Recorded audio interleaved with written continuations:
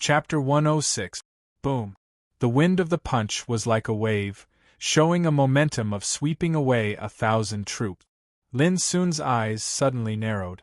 But before he took any action, the old man in front of him had already stretched out his hand and waved it gently. The valiant young man was fiercely blasted, flying like a cannonball, and he smashed fiercely onto the wall of the cabin, causing the entire treasured vessel to shake. Seeing this, Lin Sun couldn't help but feel distressed. But to his surprise, the valiant lad stood up as if nothing had happened. He raised his head and glared at the old man, saying angrily, "You bully the weak. That's unacceptable." The old man smiled slightly. "Didn't your father tell you that only the weak will complain about being weaker than others?" The valiant lad was in a daze and snorted angrily. Ignoring the old man, he looked at Lin Sun and gritted his teeth. "Little liar, I'll deal with you after the old man leaves." At this moment, Lin Sun finally remembered who this lad was. When he entered Donglin Martial Practice Hall for the first time to test his spiritual power and was about to leave, he met this lad surrounded by a group of Ironblood guards. At that time, the lad also asked about Lin Sun's cultivation and acted as if he was familiar with Lin Sun.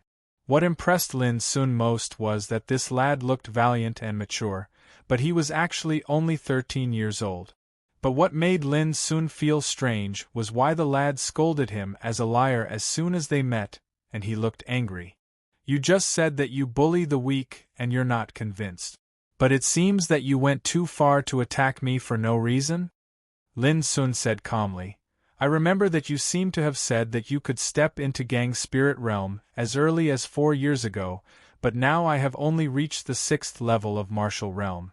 What's the difference between you and bullying the weak?" The old man looked at Lin Sun with a little surprise. It seemed that he didn't expect that Lin Sun knew this valiant lad. The valiant lad's face darkened. Thinking of something, he said angrily, "What a liar! You are obviously at the peak of the 8th level of Martial Realm. How dare you lie to me at this time? Do you think I'm an idiot?" Boom! With a leap, his burly figure rushed to Lin Sun like a savage dragon. However, with a wave of the old man's hand, he was fiercely sent flying again. He fell so hard that he saw stars and became even more furious. He crawled up and shouted, "Old man, why do you want to protect this hateful swindler?" The old man sighed. "Are you sure he is at the 8th level of Martial Realm?"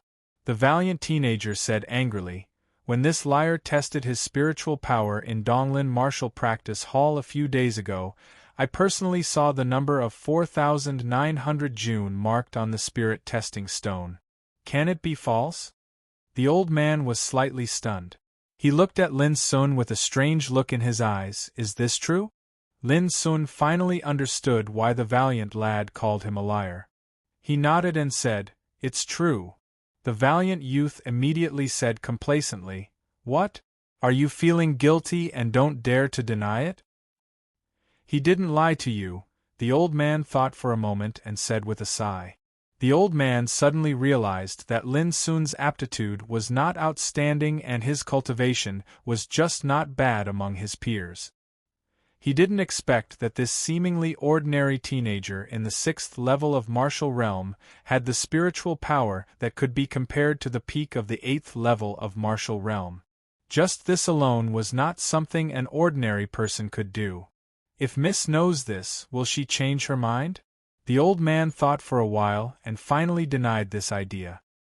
He knew clearly that no matter how excellent Lin Sun was, he couldn't change the decision to take Xiaji away. "You didn't lie to me?"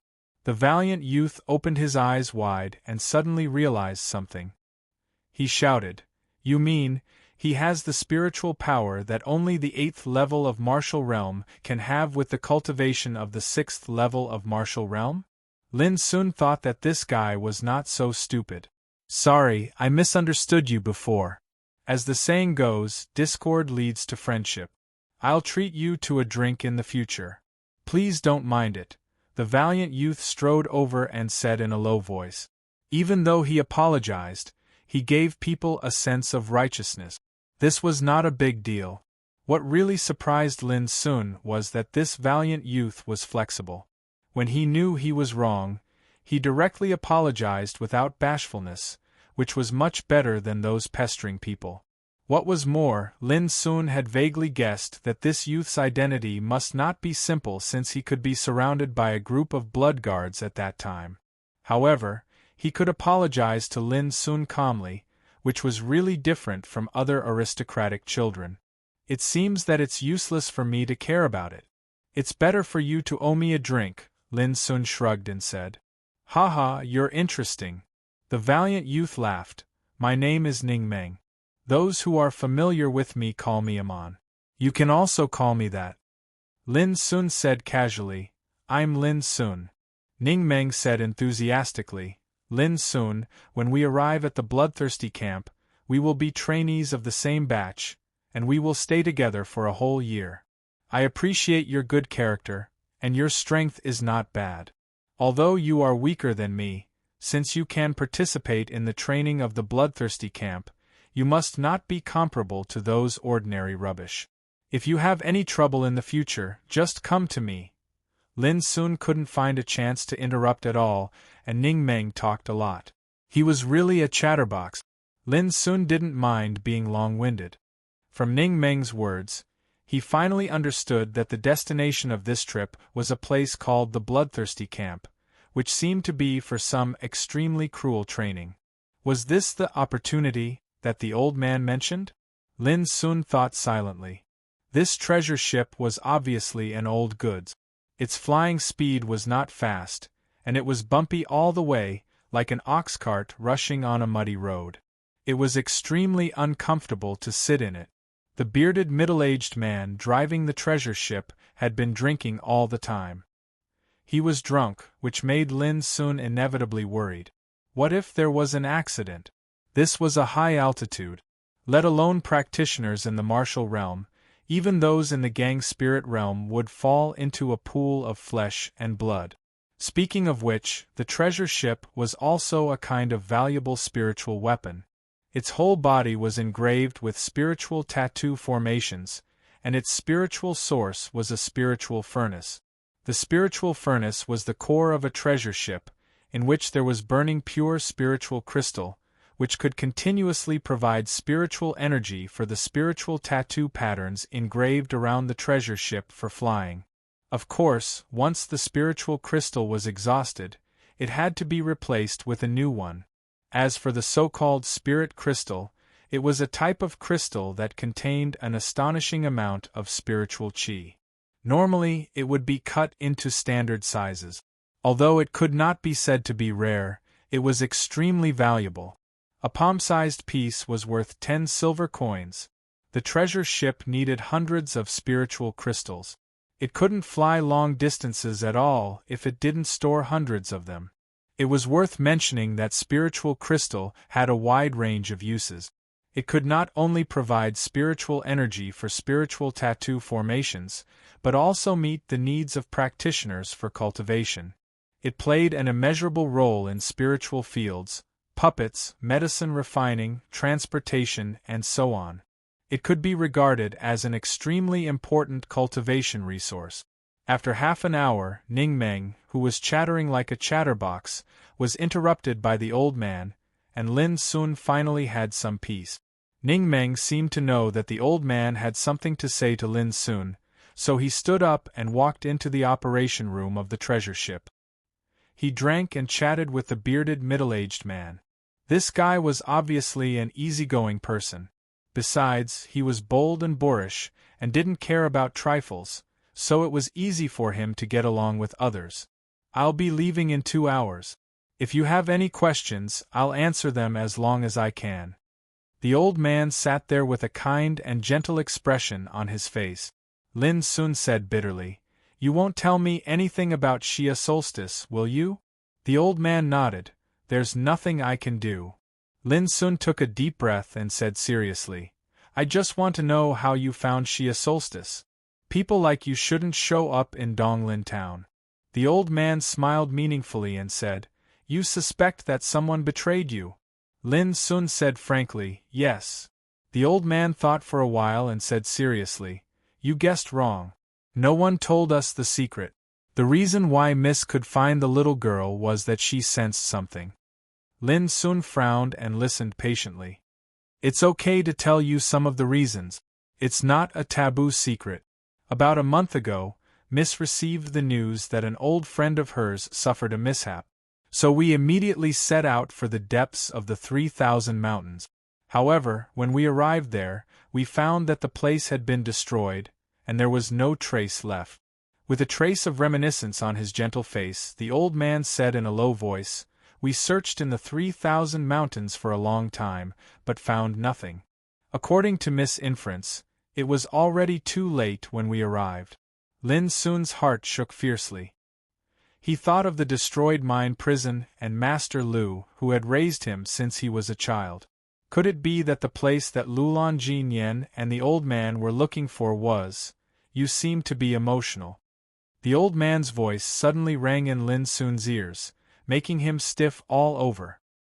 He said bitterly, "To tell you the truth, my hometown, Feiyun Village, is in the 3,000 mountains.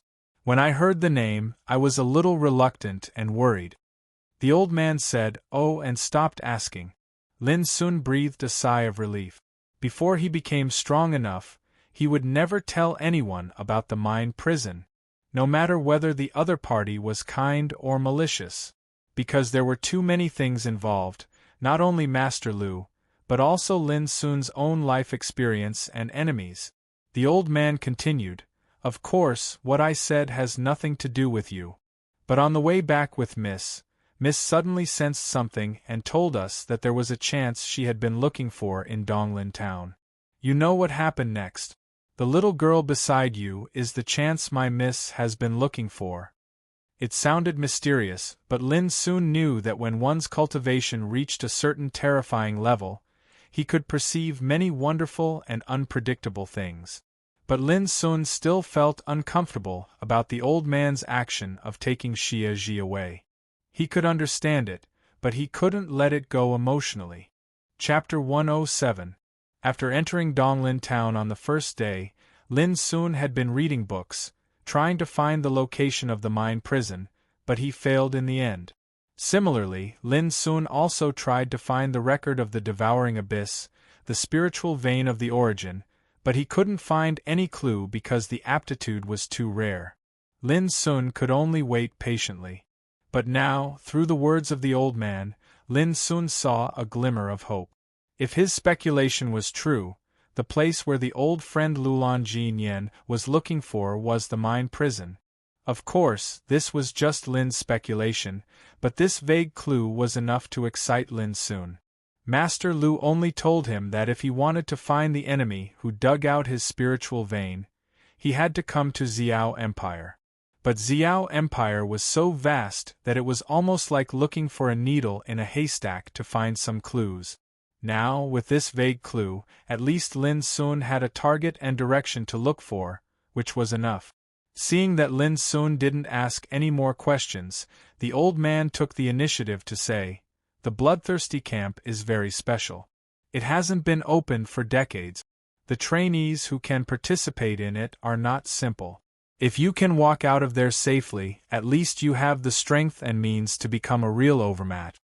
He patted Lin Sun on the shoulder and said, "Although I'm not optimistic about your chance to meet Miss again, I still hope you can make it."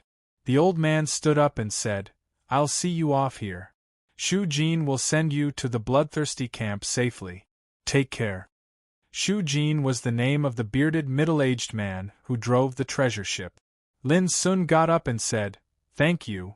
The old man smiled, opened the cabin door, and jumped out. His figure disappeared in the vast sky like a light. Bang! A gust of wind came in and closed the cabin door fiercely, shaking the whole treasure ship. The old guy finally left.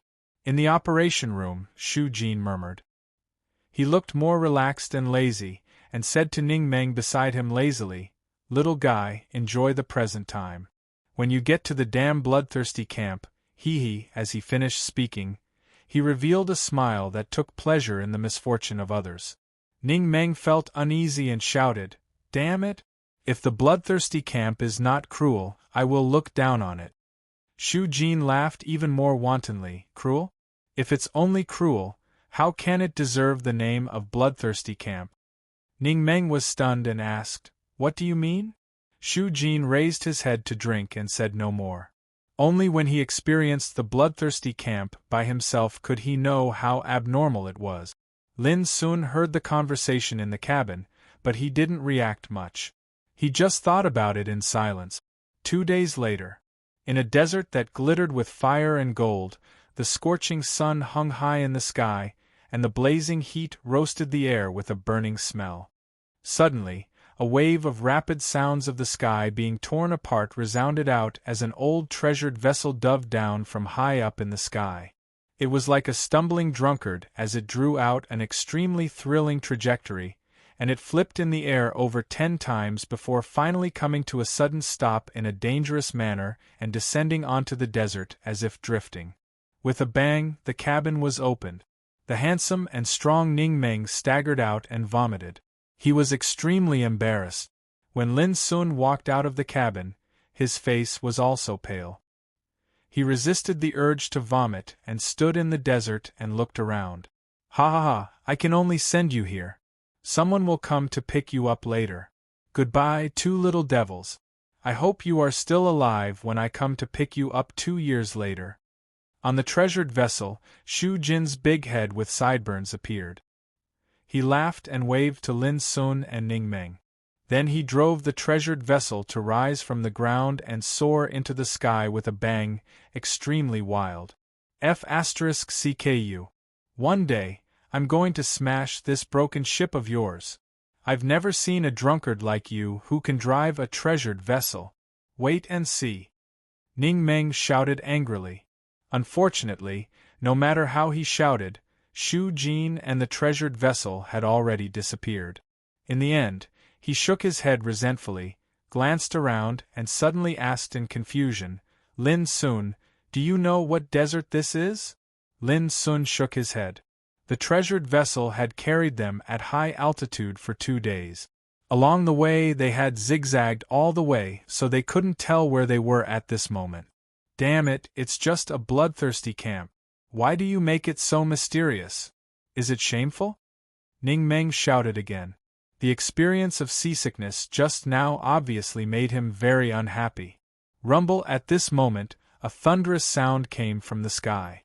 Lin Sun and Ning Meng looked up at the sky subconsciously. They saw a luxurious and huge treasured vessel whizzing from a very far distance at an incredible speed. Because of its high speed, it forcibly crushed a long air wave in the air, which was quite spectacular. The treasured vessel was covered with white steel armor, which was as smooth as a mirror. The bow was shaped like an eagle's beak, and every part of the hull was engraved with dense and exquisite spiritual tattoos. Under the sunlight, the spiritual tattoos overflowed with gorgeous and dazzling spiritual light. It was extremely luxurious indeed. At first sight, even Lin Sun couldn't help but be shocked. It was not a treasured vessel at all, but a gorgeous moving castle. Ning Meng immediately screamed, Damn it, isn't this the Silver Eagle battleship, the latest heaven-rank spiritual weapon refined by the Academy of Spiritual Implements of the Empire? The Silver Eagle battleship was a kind of treasured battleship, a heaven-rank spiritual weapon, which could only be operated by the strong practitioners in Sea Spirit Realm. The battleship was covered with 108 high-level spiritual tattoos, and the space on the ship was enough to accommodate thousands of people. Besides, it was equipped with 16 spiritual cannons, each of which was powerful enough to kill practitioners in Gang Spirit Realm. A battleship like this was worth tens of thousands of gold. Moreover, because it was the latest warship developed by the Academy of Spiritual Implements, its production was very small, and people couldn't buy it even if they had money. Compared with it, the old treasure ship driven by Shu Jin was extremely shabby. Damn it, who is so rich? Ning Meng's eyes turned red, as if he saw a rare treasure, and he was extremely envious. Before long, the Silver Eagle battleship landed. The cabin opened, and a team came out in a mighty manner. When Lin saw the team clearly, he couldn't help but stare at it. It was too luxurious. 36 men in standard heavy armors were clearing the way in front. Each of them was equipped with excellent equipment, shining like a humanoid weapon, armed to the extreme. Lin soon saw that the equipment of each heavily armored man, such as boots, shawls, belts, inner armors, wrist guards, sabers, were all valuable spiritual weapons. This set of equipment was worth at least thousands of gold coins. If there was only one person, it would be fine. But there were 36 people in front of him, equipped with the same equipment. This point alone couldn't be achieved by ordinary forces. What's more, behind the 36 heavily armored men, there was a luxurious chariot of exaggerated specifications, pulled by 4 snow-white cloud beasts. Every place of the chariot was engraved with dense spiritual tattoos, which were obviously the work of a spiritual tattoo master. They were brilliant and gorgeous. Although the value of the chariot couldn't be seen, the luxurious atmosphere coming from it was clearly visible. At this time, there was a young man in white, lying lazily in the chariot, with a look of comfort and enjoyment on his face. Around the young man, there were 7 or 8 beautiful young girls, all of whom looked pure, beautiful, charming, or sweet. They wore different styles of light muslin clothes, which vividly outlined their graceful figures. Their pink arms, fragrant shoulders, and snow-white wrists were exceptionally alluring under the scorching sun. They bent their knees beside the young man in white. Some of them massaged his shoulders, some massaged his legs, some rubbed his feet, and some poured iced wine, which they fed to the young man one mouthful at a time. Their faces were full of tenderness. Ning Meng was dumbfounded. Damn it, isn't it too extravagant? Lin Sun also felt dizzy.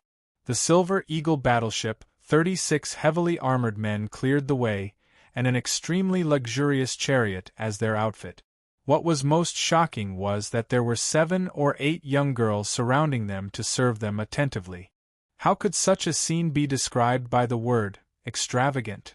It was scorching hot in the scorching desert, but the behavior of this group of people was just like going out for a sightseeing tour. Even Lin Sun had to sigh with emotion that many people in the world hated the rich. Just look at the scene in front of him. The team stopped near Lin Sun and Ning Meng. The young man in white on the chariot straightened up, waved away a group of girls beside him, and looked at Lin Sun and Ning Meng with a smile.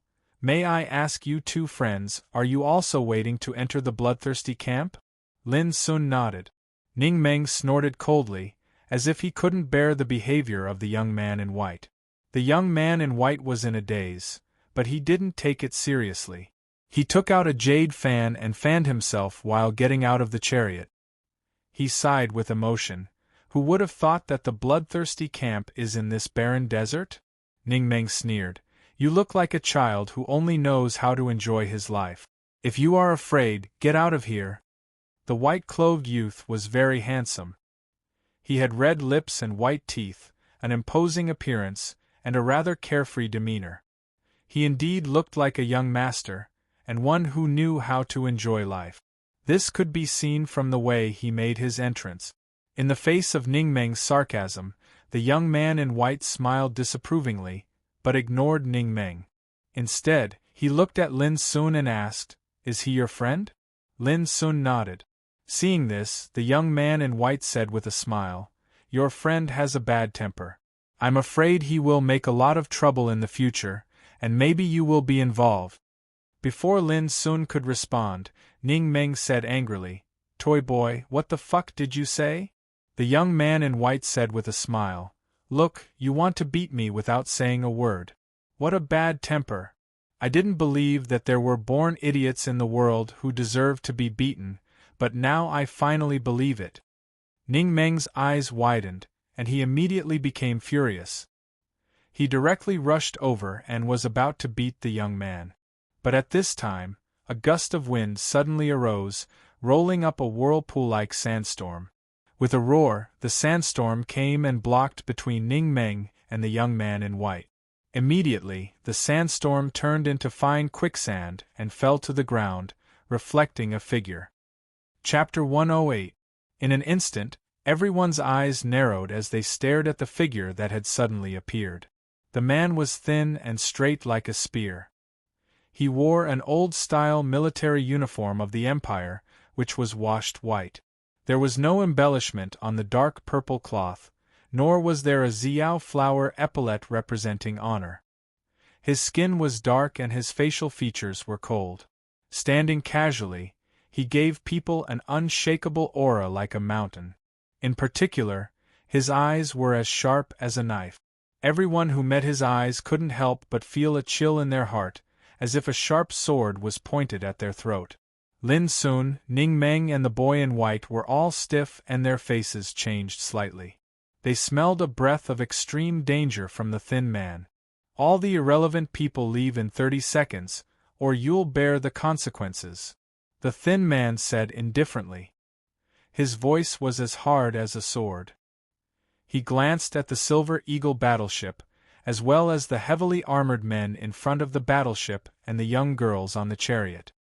His eyes were cold and emotionless, as if he was staring at a group of dead people. Young master, many people hesitated and looked at the boy in white. Go back and tell the old man that if he dares to stop me from chasing Zhao Zijin when I go back a year later, I'll be really angry. The boy in white smiled and waved his hand. Immediately, the following team returned to the Silver Eagle battleship and flew away with a roar. The thin man looked at all this expressionlessly. Until the Silver Eagle battleship disappeared completely, he looked at Lin Sun, Ning Meng and the boy in white. My name is Shu Sanqi, your drillmaster. I don't care where you come from. From the moment you enter the bloodthirsty camp, you are a trainee of the bloodthirsty camp. There is only one thing to do, obey orders. Shu Sanqi was a very strange name. Lin Sun and the boy in white didn't say anything, but Ning Meng shouted, Drillmaster Shu, what if we don't obey orders? A smile suddenly appeared on Shu Sanqi's dark face, which was as hard as a rock. He revealed his snow-white teeth and spat out a word quietly, Die! Die! Lin Sun narrowed his eyes, and the boy in white also stopped smiling. Both of them realized that the cold drill master Shu Sanqi was not joking. Ning Meng was about to say something, but when he saw Shu Sanqi's extremely stiff smile, he felt a chill all over his body and immediately shut up. He looked rough, but he was not stupid. Before he came to the bloodthirsty camp, his father had said that if he died in other places of the Empire, his father would definitely avenge him. But if he died in the bloodthirsty camp, he deserved it. His father's character was even more lawless than his, but he actually said such words, so Ning Meng had to take it seriously. In the depths of the desert, there was an expanse of barren low mountains. Not a single blade of grass grew on them, and they were suffused with dazzling light under the scorching sun. Bloodthirsty Camp was located in the depths of the mountains. It was like another world, with many buildings and strange sights, all of which were pitch black. Without Shu Sanqi's guidance, no one could imagine that there was such an area in the depths of the scorching desert. In front of the gate of the bloodthirsty camp, there was a 100-meter-high sword-shaped stone pillar, which was extremely eye-catching. The sword pointed up, as if it was going to poke a hole in the sky. There was a line of words written on the stone pillar, Xiao flower is invincible because of bloodthirsty, and the empire is everlasting because of war. The handwriting was strong and elegant, and the tip of the pen was as sharp as a blade, which seemed to be able to cut the soul and shocked people. Remember this sentence. Coming here, Shu Sanqi said coldly without explaining anything, and then led Lin Sun and the other two into the bloodthirsty camp. Camp 39. When Shu Sanqi led Lin Sun and the other two into a hall, there were already more than 40 people waiting in the hall. All of them were teenagers. The youngest one was in his early teens, and the oldest one was only 14 or 15 years old. Counting carefully, there were exactly 50 people, including Lin Sun and the other two. When he walked into the hall, Shu Sanqi's gaze that was as sharp as a blade swept the hall, and the originally bustling hall immediately fell silent. Everyone revealed a trace of fear. Shu Sanchi said casually. Everyone is here. Young Ku, you come to announce the matters. A woman wearing the uniform of the Imperial Military stepped forward. She had shoulder-length hair, beautiful and fair facial features, and a tall and slender figure of 1.7 meters. Be it face, figure, or temperament, she was a beautiful woman with impeccable beauty. A well-dressed teenager in the crowd couldn't help whistling provocatively, which aroused a lot of teasing laughter. In their eyes, this woman was very delicate and beautiful, without any lethality. This is courting death. A low and inaudible sigh sounded in Lin's ears. Without looking back, he knew it was Shiryu, the teenager in white. Lin soon frowned and remained silent. Young Ku walked to the front of the finely dressed youth. There was no fluctuation of emotion on her delicate face, and she didn't speak any nonsense. She just suddenly raised her straight and slender right leg, and with a bang, the finely dressed youth was sent flying and smashed into the wall. It was unknown how many bones in his body were broken, and he fainted with a tilt of his head. When Lin soon looked at young Ku again, she had already recovered her upright posture. She gently spat out 3 words, "Throw him out." 2 expressionless attendants rushed in, picked up the well-dressed teenager, and left the hall, disappearing from everyone's sight. No one knew what punishment the well-dressed teenager would suffer. But from that day on, no one saw him again. Young Ku's speed was very fast, and the power of her kick was extremely terrible, as swift and violent as lightning. The well-dressed teenager, who was on the 8th level of martial realm, was knocked out directly and dragged away like a dead dog before he could react. And all this happened just because he whistled. Seeing this scene, all the boys and girls in the hall changed their faces and stood still obediently. They had realized that Drill Master Young Ku, who looked delicate and beautiful, was also a ruthless person in her heart. However, Young Ku seemed to have done a very common thing. She was calm and composed from beginning to end. Standing in front of a group of teenagers, she said calmly, "From today on, 1,000 people including you will be trained here. I hope you can stick to the end." As she said, she took out a stack of books. These are some basic information about the bloodthirsty camp. Before tomorrow, you must remember and obey all the rules and decrees in it. After everyone came forward to receive a set of information, Young Ku continued, "Now, hand over all the items you have on you. When you leave, we will return them to you one by one. Of course, if you die during the training, we will return these items to your family." Everyone looked at each other and hesitated. Shiryu took the lead to step forward, threw a gorgeous storage necklace of obviously amazing value, and turned back. Immediately, some people came forward and handed over the spiritual storage device they carried with them. Lin Sun also handed over his storage ring. After a while, when it was all over, Young Ku suddenly walked to a girl, raised her hand, and pulled out a small transparent hairpin from the depths of the girl's long hair. It was obviously a spiritual storage device. The girl's face suddenly turned pale and she stammered, I forgot." Young Ku waved her hand expressionlessly. 2 attendants came in, silently grabbed the girl's body, and dragged her out. No matter how she struggled and begged, it was useless. Everyone felt cold all over again. They didn't know what kind of punishment the girl would suffer, but they were sure that she was doomed to be eliminated. At this moment, they deeply understood what it meant to obey orders. Next, under the arrangement of Young Ku, the remaining 48 boys and girls each received a set of clothes and a nameplate representing their identity. From tonight on, no matter where these boys and girls came from or how noble their identities were, they would take off their gorgeous clothes, put on uniform clothes, and wear their own nameplates. Later, Lin soon learned that this was the rule of Bloodthirsty Camp. Even if you were a descendant of nobility, you would be eliminated or even die if you violated the rule in Bloodthirsty Camp. It didn't take long for Shu Sanchi to leave. Young Ku took the remaining 48 boys and girls to an open area of Camp 39, where there were only 10 houses built of black stones. "This is your dormitory, but only 10 people can live in it," and the others sleep there," young Ku said, pointing to a low hill in the distance, on which there were many dark caves. Many people's faces changed slightly. It was the scorching desert, where it was scorching hot during the day and biting cold at night. It could be imagined how miserable it was to live in the caves without any shelter. Lin Sun didn't feel anything about it.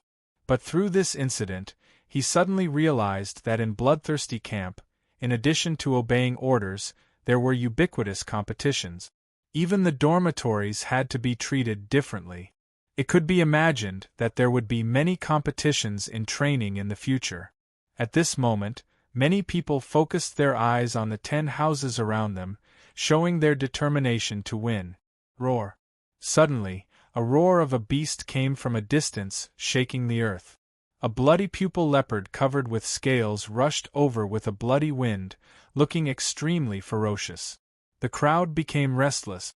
The power of an adult bloody pupil leopard was enough to fight against a practitioner in Gang Spirit Realm. It was extremely terrible. But in merely an instant, this arrogant bloody-eyed leopard was kicked to the ground by young Ku, causing a loud bang to resound and dust to fly in all directions. No matter how it struggled, it was unable to get up, causing everyone present to be shocked in their hearts, and the gazes they shot at young Ku became even more fearful. Young Ku said lightly, "It's very easy to live in it now. Kill this ominous beast alone. It's a rare opportunity. If you want to live in it next time, you have to rely on your points." Many people suddenly looked embarrassed and hesitated. This bloody pupil leopard was ferocious and ruthless. If they had spiritual equipment, they could have a try. But now all their treasures had been taken away. Who dared to fight against a bloody pupil leopard with bare hands? However, someone couldn't help rushing out and shouting, "Let me!" Lin Sun was stunned. It was Ning Meng, a burly and valiant teenager. At this moment, his eyes were shining, and his whole body was full of fighting intent. If you fail, the consequences will be very serious. Meaningless challenges are really a waste of everyone's time, young Ku calmly reminded. Chapter 109. Drillmaster Young Ku lifted her foot, and the suppressed bloody pupil leopard rushed up as fast as lightning to Ning Meng, who was coming towards her. Its claws were more than 5 inches long, with frightening bloody luster. They were so sharp that they could tear hard rock. But the most difficult thing to deal with bloody pupil leopard was its speed, which was as flexible as a ghost and extremely terrible. Ning Meng's fighting style was extremely rough and simple. His strong and burly body was like a moving mountain, and his skin's surface was covered with strands of lightning, which made him more extraordinary. Boom! Ning Meng roared and fought fiercely with the bloody pupil leopard. His fists were as fierce as thunder, and his movements were big and fierce. Thunder in all directions. "It turns out to be this boy in the crowd," sure you chuckled. Lin Sun was beside him, staring at the battlefield silently. He was not surprised that sure you could see through Ning Meng's background at a glance, and he didn't want to ask. Those who could come to the Bloodthirsty Camp were not simple. Not only Ning Meng, but also Sure Yu and the boys and girls nearby. Before long, Ning Meng shouted in the battlefield. He seized the opportunity, grabbed the bloody pupil leopard's legs with both hands, and pushed his arms outwards. Crash! He tore the bloody pupil leopard's body apart, and the blood mixed with colorful internal organs poured out. The blood also poured on Ning Meng, making him look more brave and fierce. This scene shocked many people present, and they looked at Ning Meng with vigilance and fear. Being able to kill a bloody pupil leopard whose strength was comparable to that of Gang Spirit Realm with the cultivation of martial realm, he was absolutely a rare martial genius. "Ha ha, I killed it with my bare hands last year. It's nothing." Ning Meng laughed proudly. "You can choose a room." Drillmaster Young Ku glanced at Ning Meng and said nothing more. "Thank you." Ning Meng didn't stand on ceremony and directly chose the number 1 room. This scene also caused many people to become restless. Although bloody pupil leopard's strength was comparable to that of a practitioner in Gang Spirit Realm, it was just a fierce beast after all. It didn't know fighting secret skills or much wisdom. For some boys and girls present, it was a threat, but not enough to make them flinch. Soon, a young man named Chi-Kan stood out. Instructor Young Ku did not waste any time and ordered someone to catch another bloody pupil leopard. Buzz. Chi-Kan's figure was thin and slender. As soon as he entered the arena, his entire body surged with strands of dazzling and resplendent azure light, and it caused his imposing aura to become vast and indistinct like the azure sky. Different from Ning Meng, his fighting style was both offensive and defensive. Although he couldn't do anything to the bloody pupil leopard in a short time, he didn't suffer any harm. Green Sky Jade breaking skill of the Qi family, the first aristocratic family in North Yen province. Reaching the 9th level of martial realm at the age of 14, he can be regarded as one of the top talents in the world. Sure, you murmured in a low voice. He didn't know who said it to himself or to Lin Sun next to him. He looked relaxed and composed. Looking at them in silence, Lin Sun increasingly realized that those who could enter the bloodthirsty camp for training were not ordinary people. For example, Ning Meng, at the age of 13, had the potential to step into the gang spirit realm 4 years ago. It could be imagined how amazing his aptitude and talent were. Chi-Kan, at the age of 14, also reached the 9th level of martial realm, and he could fight with bloody pupil leopard with bare hands, which was not something that ordinary people could do. At least for the moment, Lin Sun was not as good as Ning Meng and Chi-Kan in terms of cultivation. This was what he knew. There were more than 40 people present, and there must be many powerful figures among them. All the cognition made Lin Sun sigh with emotion that there would never be a lack of outstanding people in the world. If he didn't walk out of Feiyun village and Donglin town, he was doomed to be a frog at the bottom of a well for the rest of his life. Soon, Chi-Kan won and got the right to live in room number 6. Then someone else entered the arena and began to challenge the bloody pupil leopard. 2 consecutive victories seemed to dilute everyone's fear of the bloody pupil leopard, and they all became eager to take action. Only Lin Sun didn't move. He thought that if he risked his life, he might be able to kill the bloody pupil leopard, but he would also have to pay a heavy price. It was obviously not worth it to pay such a heavy price for a room. A sudden scream awakened Lin Sun from his contemplation. He saw the left arm of the third girl was torn off by the bloody pupil leopard with blood bursting out. The crowd exclaimed. When the girl was about to die in the mouth of the bloody pupil leopard, Drill Master Young Ku suddenly appeared beside the girl and gave a clean whip kick. With a bang, the bloody pupil leopard flew more than 300 meters away and smashed hard on the ground, turning into a pile of flesh and blood. Take her away. Drill Master Young Ku waved her hand to stun the screaming girl and handed her to 2 attendants. Needless to say, the girl not only lost her arm, but also was directly eliminated. With this tragic lesson, many people calmed down a lot. In the following time, people stood out one after another. In the end, 3 more people were injured and eliminated, and the remaining 8 rooms were occupied one by one. Shi Yu was one of them. Lin Sun was very impressed by Shi Yu's fighting style. After he entered the field, he kept dodging until he saw a chance and immediately rushed to attack without hesitation. The final result was that the bloody pupil leopard's head was smashed and it died on the spot, while Shi Yu was calm and collected. His white clothes were spotless, and he won very beautifully. Lin Sun was very clear that this fighting style of killing with one blow was the most terrible. At night, the pitch-black cave was extremely cramped, and it was only able to accommodate a single person sitting cross-legged or lying down within it. Outside the cave, the whistling cold wind was extremely ear-piercing, and it was like the wailing of ghosts and the howling of wolves, causing one's mind to be in disorder. This kind of environment was the most torturous and oppressive. Long-term residence could even make people collapse. Lin Sun sat silently at the entrance of the cave. Even with his strong physique, he felt a piercing chill. This was the price he paid for failing to occupy a room. According to the rules of Bloodthirsty Camp, if you wanted to change your place of residence, you had to fight for it after 1 month. Outside the cave, you could overlook the entire Camp 39 and see the bright and clear ice moon in the distant sky. In Lin Sun's hands there were some basic information about Bloodthirsty Camp, which had been read for a long time. Until now, Lin Sun finally understood that there were 2,000 practitioners participating in the training of Bloodthirsty Camp. All of them were under the age of 15, and their cultivation was above the 5th level of martial realm. Their aptitudes and talents were all outstanding. Each camp had 50 people, and each camp was responsible for daily training by a drill master. The chief drill master was Shu Sanchi.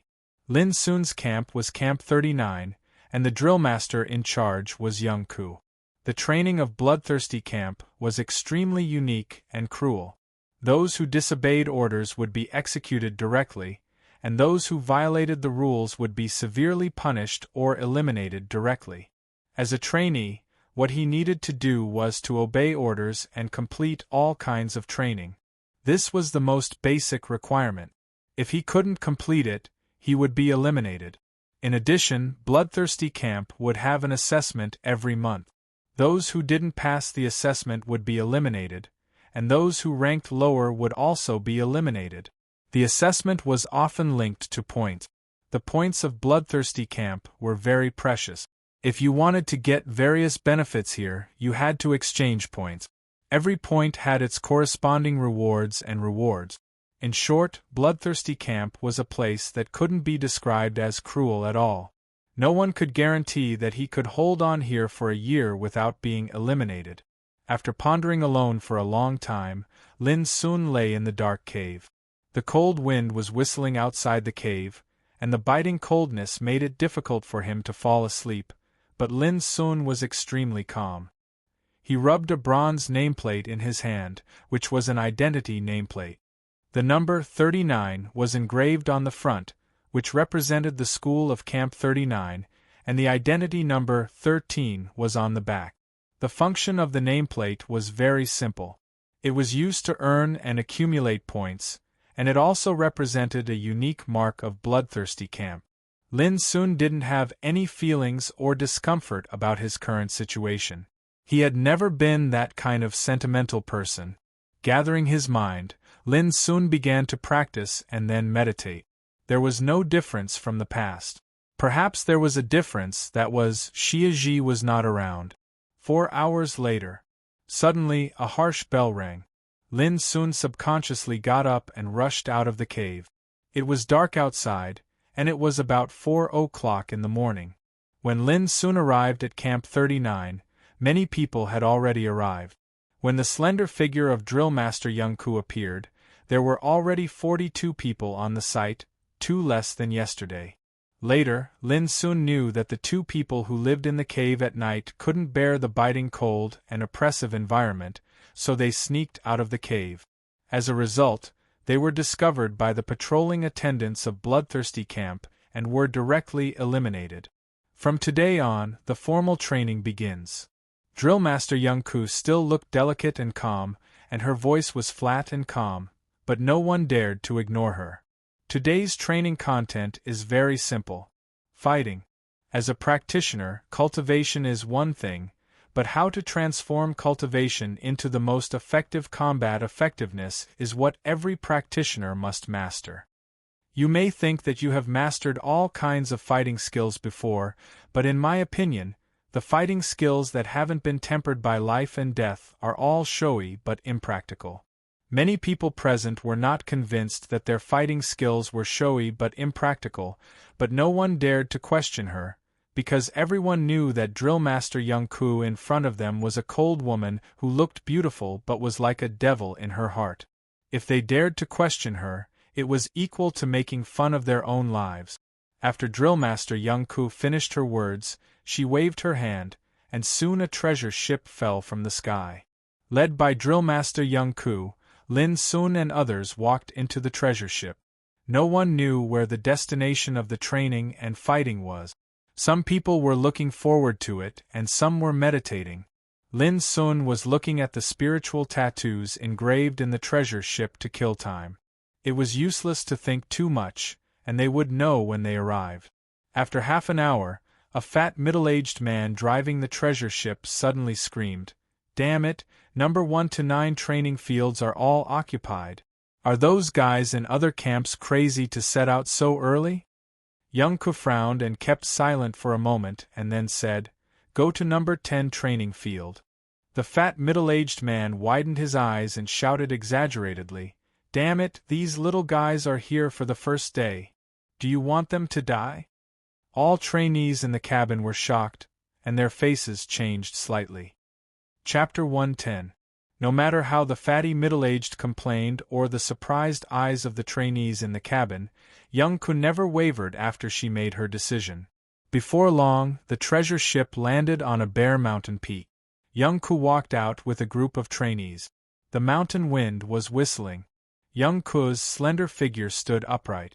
Her short black hair was fluttering in the wind, which gave her a kind of elegant beauty. "That's the number 10 training field, where there are many golden flame spiders. What you need to do is to fight in it for 3 hours. Young Ku pointed to the foot of the mountain, where there was a large area of rocky beach. Golden flame spiders! The pupils of all the students present froze, and their expressions turned solemn. This was an extremely vicious and ferocious beast, and its body could spit fire poison. Once it came into contact with it, the lightest consequence would be a coma, and the worst consequence would be death. Although this beast was only the size of a palm, it lived in groups. Once it moved, it would be thousands of them, which was extremely difficult to deal with. Even Lin Sun couldn't help but be awestruck. Golden flame spiders were not difficult to kill. At least a practitioner at the 5th level of martial realm could do it. But the key was that the rules of this battle were very tricky. They needed to fight for 3 hours. This meant that they would be attacked by a steady stream of golden flame spiders during these 3 hours. That was the most terrible thing. Remember, trainees are not allowed to kill each other. Anyone who escapes within 3 hours or is injured will be eliminated. You are allowed to choose a weapon in this battle. As soon as young Ku finished her words, the fatty middle-aged in the distance carried a huge wooden box and walked towards them. With a clang, the wooden box fell to the ground, scattering a lot of weapons, including sabers, spears, swords, halberds, axes, hooks, and forks. Unfortunately, they were all ordinary weapons. Go and choose your best weapon immediately. Let's start. With a clatter, the trainees rushed forward and grabbed the weapons they were good at. Finally, Lin Sun got a sharp 3-foot-long dark steel saber. After what happened yesterday, no one dared to disobey young Ku's order. After choosing their weapons, they gritted their teeth and rushed to the rocky beach at the foot of the mountain. It's their first day here. No matter how good they are, the number 10 training field is too dangerous. It's not a place for rookies. On the mountaintop, the obese middle-aged man sighed and said, "If you do this, you will only lose a lot of students." Young Ku's expression was calm. "If we don't eliminate them now, they will be eliminated in the future. It's better to eliminate some trash in advance." The obese middle-aged man sat down on a rock and squinted at the foot of the mountain. The trainees had already begun to move in training ground number 10. "Young Ku, if you don't get enough points this time, I don't know when you can leave this damn place next time. Are you willing to stay here forever?" Young Ku frowned and fell silent. At the bottom of the mountain, Lin Sun avoided the big team and carefully moved forward in the rocky beach. He needed to find a good place to attack and defend. Otherwise, it would be hard to guarantee that he could hold on for 3 hours under the attack of the golden flame spiders. Many people had the same idea as Lin Sun.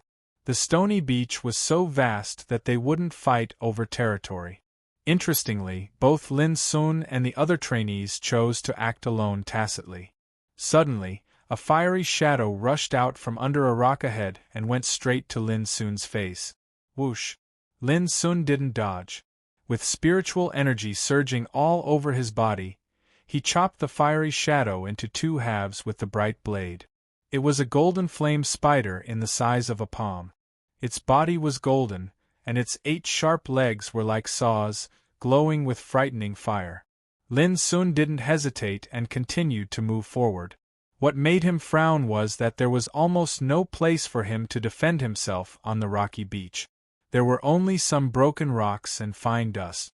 Is the layout of training ground number 10 for the trainees to hone their ability to fight and fight for a long time? If so, it's impossible to find an excellent safe place no matter how hard I search. Lin Sun thought quickly in his mind. Finally, he stood firm and stopped running. He had to save all his physical strength in order to fight for 3 hours. Whoosh, whoosh. Soon, golden flame spiders rushed out from the ground one after another. They were like golden fire, with ferocious and horrible faces. Lin Sun's handsome face was serious and calm. Once in a fight, he seemed to become another person. The spiritual energy in his body was surging, his eyebrows were like swords, and his breath was highly concentrated.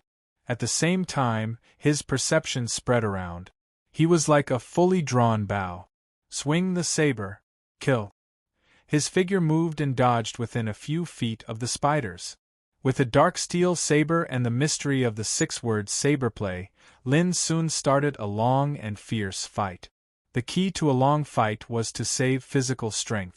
Therefore, when killing the enemy, every strike must be a one-hit kill, and every dodge must be for killing the enemy from a better angle.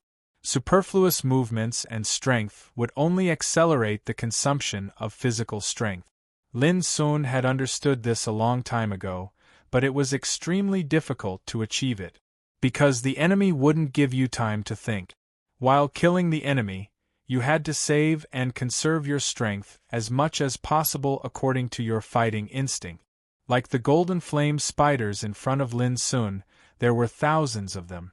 They kept crawling out of the ground. They attacked from different angles and directions.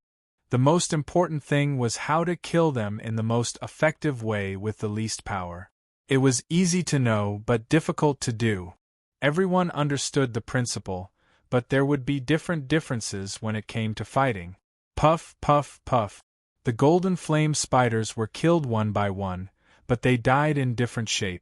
Some of them had their heads chopped in half, some had their heads chopped off, some had their long legs chopped off, some had their abdomens slashed open, and some were directly minced into bloody foam. As the fight went on, Lin Sun's fighting method was also adjusted and changed little by little. Soon, the golden flame spiders that died under his saber were all pierced through the place between their eyes. The golden flame spiders were only as big as a palm, and their heads were like pigeon eggs.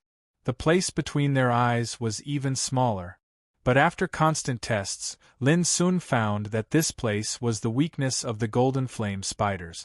As long as he killed this place, he would not only consume the least strength, but also kill them with one blow. This discovery undoubtedly saved more physical strength for Lin Sun. But to pierce through the place between the eyes of the golden flame spiders every time, it was extremely demanding on the fighting method of the practitioner. The 6-word saber play that Lin Sun practiced had all kinds of mysteries, which were both difficult and ruthless. But because of this, it was extremely difficult to practice. Until now, Lin Sun had just reached the stage of nuance in the martial Tao realm of 6-word saber play, which was still one step away from precision. As early as in Donglin Town, Lin Sun knew clearly that if he wanted to make a breakthrough in his saber play, he must go through blood and fire. Today's fight with these golden flame spiders was undoubtedly a good time to practice his saber play. If he could take this opportunity to hone his saber play to the stage of precision, it would undoubtedly be easier and more relaxed to deal with the golden flame spiders. Precision, first refinement, then accuracy. The realm of nuance was to thoroughly understand the essence and mystery of the saber play. The realm of precision was to put the power of the essence and mystery into full play. As time went by, Lin Sun was immersed in the fight without any distractions. He was as calm as an ancient well, without any distractions. At the same time, in other areas of the number 10 training field, Other trainees from Camp 39 were also fighting crazily. No one knew how many golden flame spiders were hiding under the ground here. When they noticed the intruders, they all rushed out like crazy. Their attack was very simple. They could only spit fire poison, but their lethality was extremely amazing. In less than a quarter of an hour, a trainee screamed as his face was hit by a fire poison. His skin was instantly burned, and the terrible poison began to spread along the wound. Caught off guard, the trainee was besieged by some golden flame spiders before he could save himself. The spiders crawled all over his body. He had to scream and admit defeat. Then he was taken out of the training field by a camp attendant who came in time. But because of this, the trainee was eliminated. Some of them performed poorly, while others performed amazingly, such as Shiryu, Ningmeng, and Chi Kan. Although their fighting styles were different, their lethality was extremely eye-catching. No matter how many golden flame spiders there were, they were all killed before they could get close to them. Compared with them, Lin Sun's current performance could only be regarded as ordinary. On the peak, Fatty Middle-Aged squinted at the battlefield, and his eyes swept over 8 or 9 young boys and girls, including Shiryu, Ningmeng, and Chi Kan. He seemed to be quite interested. Decades have passed. I didn't expect that when the bloodthirsty camp opened again, it could attract so many good seedlings. They are much stronger than before. Fatty Middle-Aged sighed with emotion, as if he recalled something from the past. I don't know what happened in the past, but at present, the overall performance of this batch of trainees is not bad. But their techniques are still too immature. They lack the tempering of life and death, and they lack their own momentum in the battle. Young Ku said faintly. She was also watching the movements on the battlefield. Fatty Middle-Aged thought for a while and said, "In your opinion, how many trainees can finish this training?" "About 25. Young Ku gave a number casually. Fatty Middle-Aged immediately sighed. In this way, 1/3 of trainees will be eliminated. This is the first day of training, which is not a good thing for you. At least in the camp confrontation 3 months later, it will be very disadvantageous for you." Young Ku's expression didn't change at all. She tucked her hair behind her ears and said calmly, "It doesn't matter how many trainees there are. What matters is how many real elite trainees there are." Fatty Middle-Aged was stunned and said, "You and your sister are completely different in character." There was a trace of coldness on Young Ku's face. Suddenly, she whipped her leg and kicked Fatty Middle-Aged away. Fatty Middle-Aged smashed a big pit on the rock wall, and the broken stone chips splashed. It could be seen how terrible the strength of this kick was. However, it was amazing that the seemingly soft body of Fatty Middle-Aged was extremely strong. He quickly got up and dusted himself helplessly. Young Ku's beautiful face was full of killing intent. She said word by word, "Don't mention her in front of me in the future, or I will destroy your penis." Fatty Middle-Aged shivered all over. He subconsciously covered his crotch and consciously closed his mouth. Chapter 111. At the foot of the mountain, the battle was still going on. 3 hours was a short time, but it seemed extremely long for trainees who had to face the attacks of golden flame spiders all the time. They could clearly feel the consumption of physical strength in every minute and every second. Almost all the boys and girls in Camp 39 were at the 8th level of Martial Realm, and many of them were at the 9th level of Martial Realm. Few trainees like Lin Sun, who was at the 6th level of Martial Realm, were at the bottom. Cultivation was the source of fighting. The stronger one's cultivation was, the more combat effectiveness he had. It was a simple truth. In this respect, Lin Sun was undoubtedly at a disadvantage. But perhaps only Ning Meng knew that Lin Sun, who was at the 6th level of Martial Realm, had spiritual energy that was absolutely not weaker than the peak of the 8th level of Martial Realm. Therefore, Lin Sun didn't worry too much about whether he would be eliminated or not.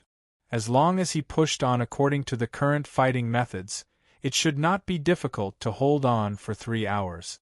But soon, Lin Sun's face darkened. A teenager in the nearby area suddenly approached him. The teenager's breath was a little messy. Being chased by a group of golden flame spiders, he looked a little embarrassed and couldn't hold on any longer. "Buddy, help me hold on for a while." As soon as the teenager approached, he also brought the group of golden flame spiders chasing him, which made Lin Sun feel more pressure. What made Lin Sun frown was that the teenager seemed to take him as a shield and directly hid beside him and relaxed. He was not polite at all. If Drillmaster Youngka hadn't told them not to kill each other, Lin Sun would definitely stab him without hesitation.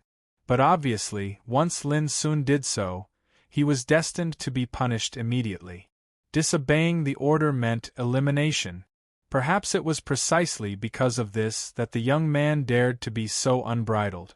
"Hey buddy, you seem to be very dissatisfied with me. But I, Shin Wenbin, won't let you work for nothing. My father is the commander-in-chief of the Imperial Army of the Forbidden City and has a high position. If you are eliminated, I will tell my family and promise to send you endless glory and wealth."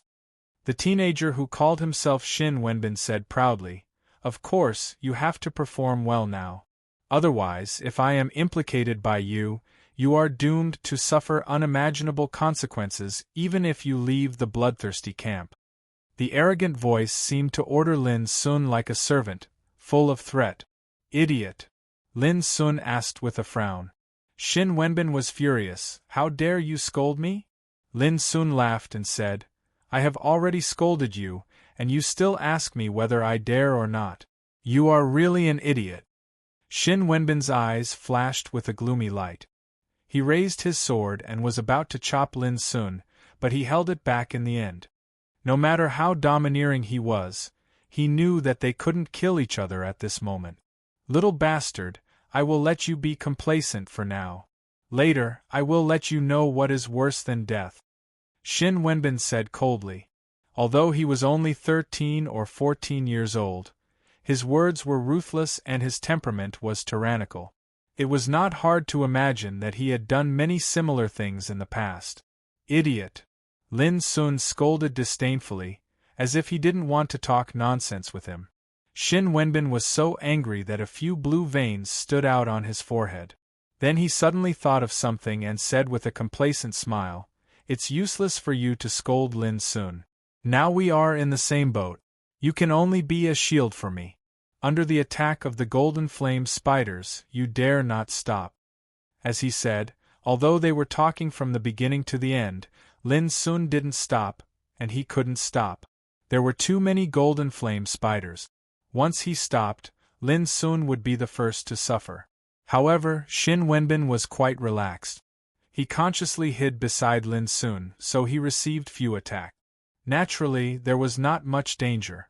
Besides, he could save a lot of energy and restore his physical strength slowly. This situation was indeed very aggrieving. If it was anyone else who was being used like this, that person would probably be furious to the point of stamping with rage and even have the intent to kill. But Lin Sun laughed at this, showing that he didn't take it seriously. But at the same time, Lin Sun's fighting style suddenly changed. He abandoned the stabbing tactic and used the rotating tactic instead of the stabbing tactic. Swish, swish, swish. All of a sudden, Lin Sun's blade rolled up the golden flame spiders rushing at him like a whirlpool and threw them aside. Intentionally or unintentionally, they appeared in front of Shin Wenbin and didn't get hurt at all. However, those golden flame spiders didn't have any intelligence. When they found that they didn't die, they directly rushed to Shin Wenbin, who was closest to them. Shin Wenbin's face changed. He didn't dare to dodge anymore and started to fight with his sword. But when he just killed this group of golden flame spiders, another group was thrown by Lin Sun's blade, which made Shin Wenbin feel more pressure. "How dare you, little bastard!" Shin Wenbin was shocked and angry. How could he not understand that Lin Sun was retaliating against him? "Ah, what did you say? I'm killing enemies. Who let you get close to me? Besides, your mouth is so smelly. Did you grow up eating excrement every day?" Lin Sun looked confused, but he didn't slow down at all. He exerted the rotating tactic to the extreme. As soon as groups of golden flame spiders rushed over, they were thrown away dizzily and rushed to Shin Wenbin, as if they were rushing into a storm. Buzzing, groups of golden flame spiders hissed ferociously and constantly attacked Shin Wenbin, which made him so angry that he wanted to kill Lin Sun with his sword. But no matter how angry he was exhausted in the face of the attacks of golden flame spiders. He could only keep fighting and couldn't be as relaxed as before. The most terrible thing was that he and Lin Sun were now surrounded by layers of golden flame spiders and couldn't get out of the encirclement in a short time. This also meant that Shin Wenbin had no way to retreat. He could only brace himself to kill the enemy. "Little bastard, wait and see. You'll be doomed if you offend me." Shin Wenbin roared again and again. "What? You really grew up eating excrement every day? Haha, are you from the same family as maggots? No wonder your mouth is so smelly. If your parents know that you are so abnormal, they will be very sad, won't they?" Lin Sun looked confused, but his words were extremely vicious. He grew up in the mine prison. When it came to scolding people, he was much better than Shin Wenbin. Shin Wenbin was so angry that his lungs were about to explode, and he couldn't say a word. At this time, it was impossible for him to kill Lin Sun at all costs, because there were so many golden flame spiders surrounding him that he couldn't even protect himself. The commotion here had also attracted the attention of the students in the other areas. Some were taking pleasure in their misfortune, some were frowning in displeasure, some were deep in thought, and so on. "Go for wool and come home shorn. Bah! What a loser!" Ning Meng spat disdainfully in the distance and scolded Shin Wenbin unscrupulously. Shin Wenbin is a playboy in the Forbidden City who no one dares to offend. He runs amok and is arrogant by virtue of his father's power. Unfortunately, it's not the Forbidden City. Identity and status are useless here. Sure, you chuckled, but the way he looked at Lin Sun had changed slightly. Suddenly, a man in the field shouted, "Brother Shin, don't panic. I'm here to help you." A figure flickered in the distance, and it was like an azure waterfall that whistled over with a fierce, imposing aura that was terrifying to the extreme. Chi Kan. This teenager, who showed his brilliance in the competition for the house yesterday, rushed over like a god of war with an iron spear in his hand. His whole body was overflowing with cyan light, and he instantly destroyed the golden flame spiders that besieged Shin Wenbin. His momentum was blazing and eye-catching. Boom! His iron spear swept over like a rainstorm. In an instant, all the golden flame spiders within a radius of 30 meters were smashed into pieces. As trainees in the same camp, we should support each other. But you hurt your companions when they are down. You are really vicious. From today on, I, Chi Kan, swear to draw a line between me and such despicable people like you, and never have anything to do with each other. Chi Kan held the spear in one hand and stood majestically. He stared at Lin Sun with a disdainful look. His sonorous and forceful words made many people present applaud. Immediately, he didn't give Lin Sun a chance to speak and rushed away with Shin Wenbin. Lin Sun frowned and sneered in his heart. What bullshit about harming his companions? Chi Kan pretended to be righteous, but he was obviously helping Shin Wenbin. Swear to draw a line between me and him? Ridiculous. Did he think that Lin Sun would curry favor with him? That was just wishful thinking. Lin Sun was very clear that Chi Kan's words were undoubtedly calling on others to oppose him. Such intention was really vicious. At least at this time, Lin Sun had noticed that many people in the field looked at him with disgust and hostility. Especially Shin Wenbin, who had been staring at Lin Sun with hatred after being rescued by Chi Kan. Lin Sun couldn't help but have a murderous intention in his heart. Compared with other trainees in the camp, he was indeed a nobody. But a man with nothing to lose was not afraid of a man with shoes. If Lin Sun was annoyed, he could do anything. Lin Sun was willing to be cut into pieces and dare to pull the emperor down from his horse. This was Lin Sun's mentality. He was an orphan. After leaving Master Lu and Xia Solstice, he wouldn't be afraid of anything. These thoughts were soon suppressed in Lin Sun's heart. He continued to concentrate on killing enemies. From the beginning to the end, his expression didn't change. In the bloodthirsty camp, Lin Sun firmly believed that as long as he knew the rules, followed the rules, and was good at making use of the rules, he could ensure his safety. Of course, if there was a chance, Lin Sun would definitely kill Xin Wenbin without hesitation. To forgive the enemy was to be cruel to oneself. The reason was very simple, but it was an irrefutable truth since ancient times. On the mountain peak, young Ku withdrew her gaze, and her delicate and beautiful facial features were as calm as usual. Everything that happened just now was seen by her, but it didn't arouse much reaction from her. This kind of dispute was very common, especially in the bloodthirsty camp.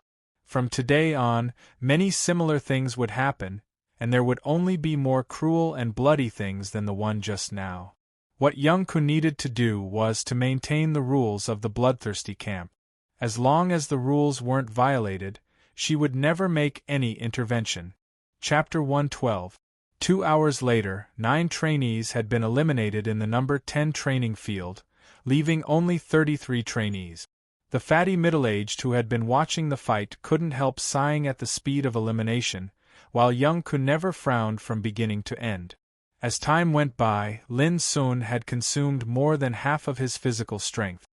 He was gasping uncontrollably, with fine sweat oozing out of his forehead. But his eyes were still focused and firm, and the speed and accuracy of his saber strikes were still at a high level. Under his feet, the golden flame spiders that had been killed had piled up into a shocking mountain of corpses. Not only Lin Sun, but also other trainees. At this point, no one was distracted anymore. They were all trying to hold on. It was about to end, and no one was willing to be eliminated at this time.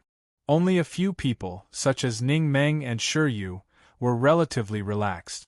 Even Qi Kan, who fought with Xin Wenbin, seemed to be able to advance and retreat freely, which showed his extremely strong fighting ability. How many trainees on the 6th level of martial realm are there? Young Ku suddenly asked on the mountain peak. The fatty middle-aged squinted his eyes, as if he was perceiving something. After a while, he said, 2, no, only 1 left. Young Ku looked up and saw another teenager screaming in the field, while the fatty middle-aged was talking. He couldn't hold on anymore. Obviously, this teenager was one of the 2 trainees on the 6th level of martial realm mentioned by the fatty middle-aged. Unfortunately, he had been eliminated at this moment. The fatty middle-aged sighed. This eliminated little guy has a good talent. He can hold on until now with the cultivation of the 6th level of martial realm. Ordinary people can't compare with him. Young Ku kept silent and said after a while, "Who's the other trainee on the 6th level of martial realm?" The fatty middle-aged pointed at Lin Sun from afar and said thoughtfully, "This little guy is not simple. Look at his sabersmanship. It's fierce, swift, and fatal. Only the strong who really know how to fight can understand that this kind of sabersmanship is the most effective and the most horrible." Young Ku agreed and said, "This kind of sabersmanship is really unique. It should be a rare secret skill. But this boy's cultivation is too low to give full play to the real power of this sabersmanship." The fatty middle-aged laughed. "It's not easy. He has mastered the essence of the sabersmanship, and is only 1 step away from the precision realm." Young Ku thought for a while and suddenly asked, "Which family did he come from?" The obese middle-aged man shook his head. "You'll have to ask Shu Sanqi." Speaking of Shu Sanqi, young Ku fell into a rare moment of silence. She said, "You should know Chief Shu's character. If he doesn't want to say it, he won't say a word even if you kill him." The obese middle-aged man shrugged in agreement. Ning Meng, Shi Yu, Qi Kan, Wen Mingxiu, Li Qiu, Mao Lengshan. Young Ku named 6 names in a row and said, "Pay attention to these 6 people." The middle-aged man was startled. "Are we going to start preparing for the Twilight Blood Purge now?" Young Ku said indifferently, we only have 1 year. We must prepare in advance. The plump, middle-aged man pondered for a moment and sighed. Forget it. I don't understand what you're thinking, but I know that many things will happen within a year. You're being too hasty. He knew very well what it meant to be the focus of attention.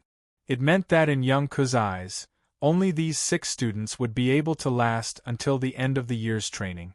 As for the others, they would probably be eliminated in the end. However, he also knew that a lot of things could happen in a year's time. It was obviously irrational for Young Ku to do this on the first day of the training. Regarding this, Young Ku remained silent. She had never changed what she had decided on. When the training time reached 2 hours and 40 minutes, only 28 trainees were still fighting on the number 10 training field. They were all embarrassed, but Lin Sun was undoubtedly the most embarrassed one. At the moment, he was soaked in cold sweat. His face was slightly pale, and he was gasping for breath. He couldn't keep his balance and staggered. Obviously, he couldn't hold on any longer. Lin Sun knew why he was like this. Because of Shin Wenbin's interference, his fighting rhythm was disrupted to a certain extent and he wasted unnecessary physical strength. Otherwise, he wouldn't be so embarrassed now. Damn it! Why hasn't he been eliminated yet? In the distance, Shin Wenbin had been observing Lin Sun from time to time. He wished that Lin Sun would be eaten alive by the golden flame spiders. But until now, Lin Sun didn't fall down even though he looked embarrassed, which made Shin Wenbin extremely unwilling. There are still 20 minutes left. In his current state, he can't last until the end, Chi Kan said coldly. With his extremely sharp eyes, he could tell that Lin Sun was an arrow at the end of its flight at a glance. That's good. That's good. Shin Wenbin grinned grimly. When he is eliminated, I'll find a chance to write a letter and ask my father to send someone to arrest him. When I leave the bloodthirsty camp, I'll settle accounts with him. His voice was full of resentment, and he hated Lin Sun to the core. Unexpectedly, after more than 10 minutes, Lin Sun's body staggered and was about to fall down, but he held on, which made Shin Wenbin shocked and angry. Even Chi Kan couldn't help frowning. It seemed that he didn't expect that Lin Sun's perseverance was so strong. In another area, Ning Meng raised his head and glanced at Lin Sun. He couldn't help raising his eyebrows, thinking that it was amazing that Lin Sun could hold on until now with the cultivation of the 6th level of martial realm. Seeing that there were only about 5 minutes left before the end of the training, Ning Meng gritted his teeth and planned to take the opportunity to help Lin Sun. They came to the bloodthirsty camp together, so they were friends. He couldn't leave Lin Sun in the lurch. Wait a minute. Suddenly Shi Yu appeared. Intentionally or unintentionally, he happened to block the way between Ning Meng and Lin Sun. Toy boy, what are you doing? Ning Meng's face darkened. He didn't like Shi Yu at all. If you save him at this time, you will hurt him, Shi Yu said lightly. You King know nothing. Ning Meng scolded. I think you are obviously going to let my brother be eliminated and trap me in injustice. Oh, you are brothers. Then why did you stand by when Shin Wenbin hurt him just now? Are you also afraid of Shin Wenbin's father? Shi Yu sneered. Bullshit. Ning Meng was furious. If you pester endlessly, don't blame me for being rude. Shi Yu said with a smile. Killing each other will lead to elimination. Are you sure you want to do this? Ning Meng opened his eyes wide, and his eyes were about to spurt fire. At this moment, a scream suddenly sounded in the distance. Ning Meng and Shi Yu were shocked and looked over at the same time. On the peak, Young Ku said casually, It's almost time. Let's go. Fatty middle-aged was a little absent-minded. He stared at the field and Lin Sun and said, It's unexpected that this boy hasn't fallen yet. Young Ku raised her eyebrows and looked at the field. As expected, she found that Lin Sun's face was pale and he staggered several times, but he was still holding on. No matter how many golden flame spiders approached him, they were all killed by him. Young Ko looked at the time and found that there were only 3 minutes left. She compared Lin Sun's current state and said, "He has no hope." Fatty middle-aged's face changed slightly. He also knew that although there were only 3 minutes left, it was difficult for Lin Sun to hold on to the end according to his current situation. When he thought up to here, an indescribable feeling suddenly surged out from his heart. If he's eliminated in the last few minutes, then it would probably be an immeasurably heavy blow to that young man, and it might even affect his path towards the Tao. But Fatty middle-aged also knew that the rules couldn't be broken. Neither he nor young Ko could help Lin Sun. What? Suddenly, a rare wisp of surprise appeared on young Ko's calm and beautiful face. Fatty middle-aged looked up and his eyes lit up. In the training field, Lin Sun, who was on the verge of falling, didn't cheer up all of a sudden. But the power of his saber play seemed to soar too much in an instant. With only one strike, the golden flame spiders that besieged Lin from all directions were chopped into pieces like a piece of paper, and the pieces fell to the ground. All of a sudden, there was a blank area around Lin Sun. How could it be? Shin Wenbin exclaimed in the distance. He thought he was dazzled. But when he saw Lin Sun's second strike still produced such a powerful power, Shin Wenbin felt like he was struck by lightning, and his unwillingness rose to the extreme. There were only 2 minutes left. How could it be? Shin Wenbin didn't notice that Chi Can's face was also gloomy, with a trace of seriousness in his eyes. He knew at a glance that Lin Sun's control of the saber play had improved to a higher level. This. Ning Meng in the distance couldn't help but be stunned. Look, if you rushed over without thinking, you would have ruined his opportunity to practice his saber play, sure, you said casually. You saw it just now? Ning Meng was shocked. If so, this toy boy's eyesight was really sharp. Sure, you smiled and said nothing. I suddenly remembered a saying. Only under the real extreme pressure can a practitioner's potential be dug out completely. On the mountain peak, Fatty middle-aged didn't hide his appreciation. Young Ko was silent for a moment, and then she waved her hand and said, "Get ready to leave. Don't you think this boy is good?" Fatty middle-aged said unwillingly. He is also 13 years old, but his cultivation is only on the 6th level of martial realm. Compared with others, who do you think I will value more? Young Ko said indifferently, and then she turned around and walked to the treasure ship in the distance. Her short hair fluttered in the mountain wind, and her figure was graceful and aloof. On the first day of the training in the bloodthirsty camp, Lin Sun staged a counterattack in the last 3 minutes with his breakthrough in the saber play. Finally, he was not eliminated and became the only trainee on the 6th level of martial realm among the 28 trainees in Camp 39. Whoosh! The treasure ship roared and flew away with young Ko and a group of trainees in the air. They set off at 4 o'clock in the morning. Now it was a little more than 7 o'clock in the morning, and it was time to eat at 7:30. For all trainees in the bloodthirsty camp, the most precious time was undoubtedly the meal time. Chapter 113. In the canteen of the bloodthirsty camp. The canteen was very spacious, with thousands of tables and chairs. It was divided into 40 areas corresponding to the dining places of the 40 camp. When Lin Sun dragged his numb body to sit down, he couldn't help gritting his teeth and feeling sore and stinging all over. 3 hours of continuous fighting not only exhausted the spiritual energy in Lin Sun's body, but also made his strong physique feel exhausted. If he didn't hold on with his willpower, Lin Sun suspected that he would pass out at any time. Before long, Ning Meng sat opposite Lin Sun with 2 breakfasts and said with a smile, "Although the conditions here are a little bad, the breakfast is really good. It's almost as good as the banquet in the palace." The breakfast was really good, with a bowl of porridge, 4 dishes and 10 meat buns. The porridge was cooked with an extremely rare azure jade spirit grain, and the rice grains were smooth and translucent like jade and emitted a fragrant aroma.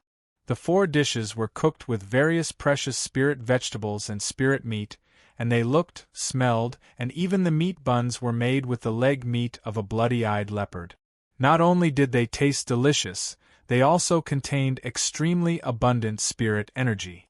Lin Sun didn't talk nonsense and directly gobbled up the food. His exhausted body was like a bottomless pit in urgent need of nourishment. Ning Meng was obviously hungry. While swallowing, he said vaguely, "Lin Sun, I really underestimated you before. Your performance in the number 10 training field today deserves my special treatment." Lin Sun rolled his eyes. This guy's tone was always so arrogant. With this bad habit, he would definitely cause a lot of trouble in the future. "By the way, I've seen how Qi can targeted you today. I'll find a chance to help you vent your anger in the future," Ning said casually. Lin Sun was stunned. He put down his chopsticks and looked at Ning Meng curiously. "Why do you want to help me?" Ning Meng said unhappily, "Have you forgotten what I said on the way to the bloodthirsty camp? You are my friend. If you are bullied by others, where can I put my face?" It turned out that Ning Meng was afraid of losing his face. Lin Sun said angrily, "Let's eat." While the two of them were engrossed in eating, the cafeteria was getting more and more lively. There were more than 1,000 students in the 40 camps, and they were sitting in different areas. It was a spectacular scene. The meal time was half an hour. Apart from the rule of not fighting, there were no other restrictions. It was a rare opportunity for them to relax. The atmosphere was very lively. These trainees were all teenagers, and some of them had known each other before they came to the bloodthirsty camp. When they gathered together, they inevitably talked loudly. The topics discussed were all about some trainees who had been famous long before they entered the bloodthirsty camp. This was normal. The trainees recruited by the bloodthirsty camp this time were all selected through special channels. Each of them was talented and had extraordinary qualifications. Moreover, most of them had extraordinary backgrounds. It was rare to see a trainee from a poor background. Lin Sun was not interested in these topics, so he buried his head in eating. Ning Meng seemed to have heard something and said solemnly, "I didn't expect that Bai Lingshi, the eldest granddaughter of Jinghai Marquis of the Empire, and Zhao Yin, the great-great-grandson of Baoang Marquis of the Forbidden City, are also here." Lin asked casually, "Are you afraid of them?" Ning Meng's eyes widened. "What a joke! I, Ning Meng, have never been afraid of anyone since I was a child." He paused for a moment, then frowned and said, "But these two fellows are very difficult to deal with. They're geniuses born with special innate talent, and they can be said to be 1 in a million. We must be careful when fighting them." Lin Sun thought of something. "Do they both have spiritual veins in their bodies?" Ning Meng shook his head and said, "Spiritual veins can only be regarded as one kind of talent property. I heard that Bai Lingshi's talent property is Starshine Eternal, a mysterious soul talent, which is extremely rare. Zhao Yin's talent comes from his root bone, called Body of Purple Sun, which is also very rare." According to Ning Meng, the talent property was the practitioner's talent for cultivation, including the power of understanding, root bone, bloodline, and so on. They were collectively called the talent property. According to the evaluation of the Empire, the talent property could be roughly divided into 9 grades. The first grade was the best. The 9th grade was the last. People with rare talent property could cultivate several times faster than ordinary people. What was more terrible was that they were far superior to ordinary people in comprehending martial arts and refining martial arts. Their bodies, souls, and aptitudes were all close to perfection. 1 year of cultivation was equivalent to several years of bitter cultivation for others. The higher one's realm was, the greater the advantage they had, and the distance between them and ordinary people would gradually increase.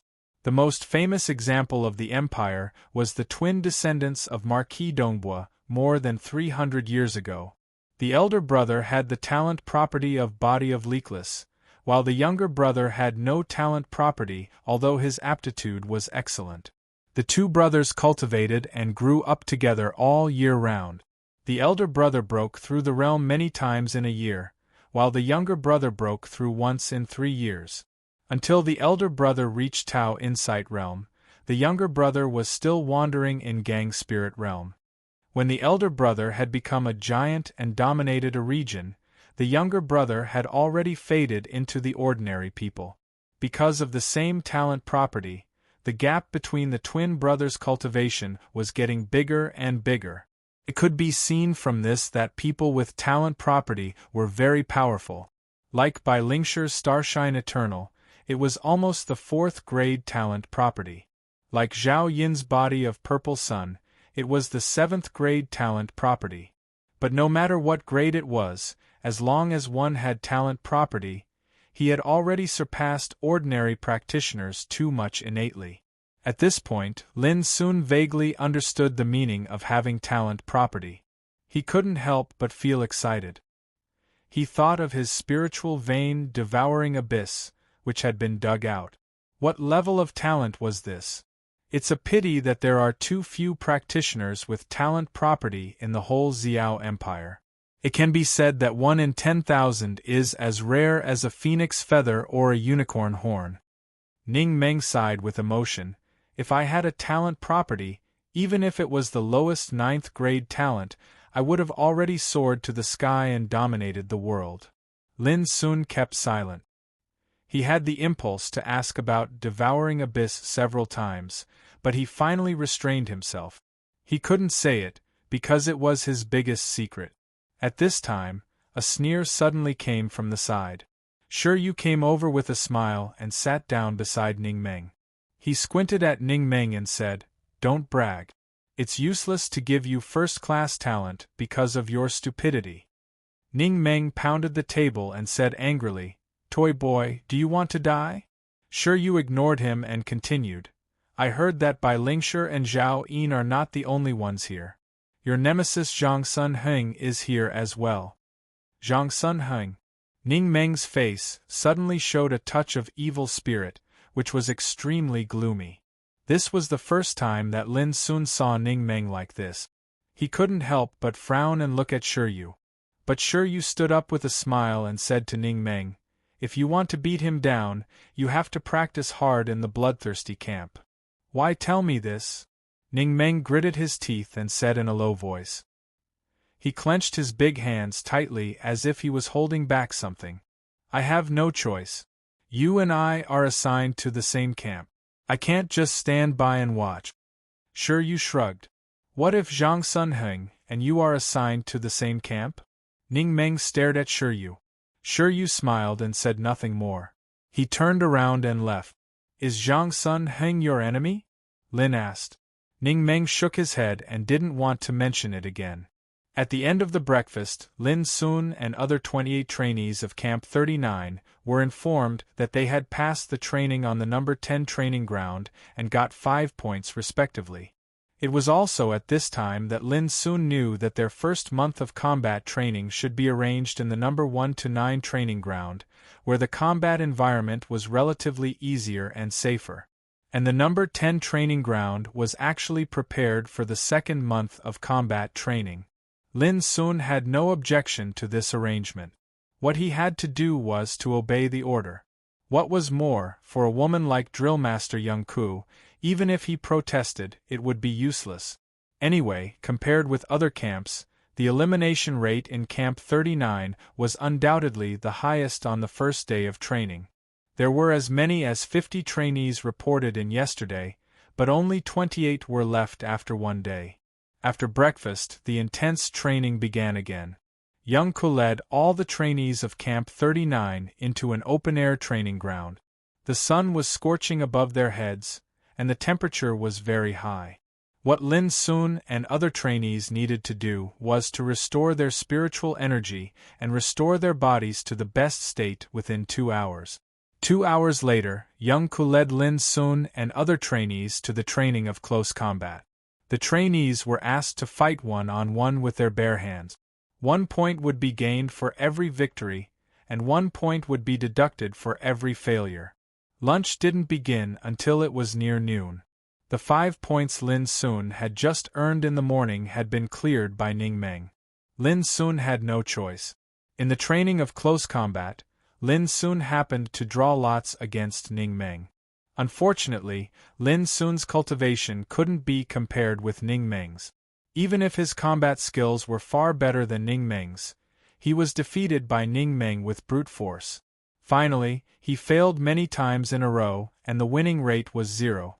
At lunch, looking at Lin Sun, who was beaten black and blue by himself, Ning Meng couldn't help laughing complacently, which made Lin Sun gnash his teeth with hatred. Lin Sun suddenly remembered Shi Yu's comment on Ning Meng when he met him for the first time, born to be beaten. In the afternoon, Lin Sun and other trainees were arranged to walk into an empty closed room. There was a high platform in the center of the room, on which a bronze coffin was placed. Shu Sanqi stood in front of the bronze coffin. He was thin and straight like a long spear piercing through the sky. His face was as hard and cold as a rock, and he was serious in speech and manner. His eyes were still as sharp as a blade, which seemed to be able to penetrate into the depths of people's souls. No one dared to look into his eyes. Today, what you will learn is to recognize and understand the enemy. Chapter 114. The corpse was no different from a normal human. It was the image of a well-built man, but there was a flame totem on his chest. It wasn't a tattoo, but a natural skin pattern. This is the corpse of a descendant of the Voodoo barbarian tribe, one of the 3 dark races of the Empire of the Dark. Many of you should have heard that the biggest enemy of the Empire is the Empire of the Dark, and in the Empire of the Dark, only the Voodoo barbarian tribe is our mortal enemy. Shu Sanqi's voice was cold and stiff like a sword. As he spoke, he took out the corpse and placed it on the high platform so that all the students could see it clearly. Lin Sun had read a lot of books in Donglin Town, so he knew that the Empire of the Dark was located in the turbulent wasteland outside the western and southwestern borders of the Empire. It was an unknown and dangerous place. It was said that the territory of the Empire of the Dark was much larger than the whole Xiao Empire. The Empire of the Dark was established there. The whole country was composed of 3 major dark races, namely Voodoo Barbarian Tribe, Abyss Demon Spirits, and Moon Cold Soul Tribe. Every single clan had an extremely long history, and it could be traced back to tens of thousands of years ago. In the history of Xiao Empire, wars had broken out with the Empire of Darkness more than once, with more losses than victories. In recent hundreds of years, with the unparalleled power of the current emperor, the situation of the empire was stabilized, and the Empire of Darkness dared not invade, which brought a short period of peace to the empire. Of course, these were only partial introductions in books, so Lin Sun could not form a specific understanding of the Empire of the Dark. In front of him was a real Voodoo barbarian's corpse. The Voodoo barbarian tribe is divided into 9 branches, and each branch has a unique fighting talent.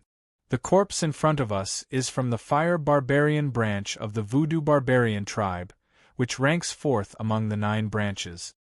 When it came to Wu Man, Shu Sanqi was not as concise as before. The entire Fire Barbarian tribe has millions of soldiers, which is comparable to the cultivator army of 4 provinces of the empire. Their leader is called the Fire Barbarian King, a terrifying existence that can be counted on one's fingers. In the entire empire, only the legendary experts at the reincarnation development realm can compete with him. Except for the Fire Barbarian tribe, the situation of the other 8 branches of the Voodoo Barbarian tribe is almost the same. Voodoo Barbarian's cultivation realm is different from ours. It is divided into 5 levels, namely Barbarian Slave, Barbarian Soldier, Grand Wizard, and Spirit Awakening. The corpse in front of us is a level 9 Barbarian Slave of the Fire Barbarian tribe, which is equivalent to our practitioners on the 9th level of Martial Realm. After Shu Sanqi's introduction, Lin Sun knew that the strength of the Barbarian tribe seemed to be called differently, but in fact there was no difference between them and the 5 realms of practitioners in terms of power control. For example, Barbarian Slaves corresponded to true Martial Realm cultivators. Barbarian soldiers corresponded to gang spirit realm practitioners. Barbarian, for example, corresponded to practitioners in sea spirit realm. But generally, barbarian was also called voodoo barbarian. In the 3,000 Mountains, it was a voodoo barbarian who chased after summer solstice. Clang! A sharp, snow-white blade appeared in Shu Sanchi's palm. With a skillful flick of his wrist, the blade instantly cut open the flame totem on the corpse's chest. Blood gushed out like raging flames.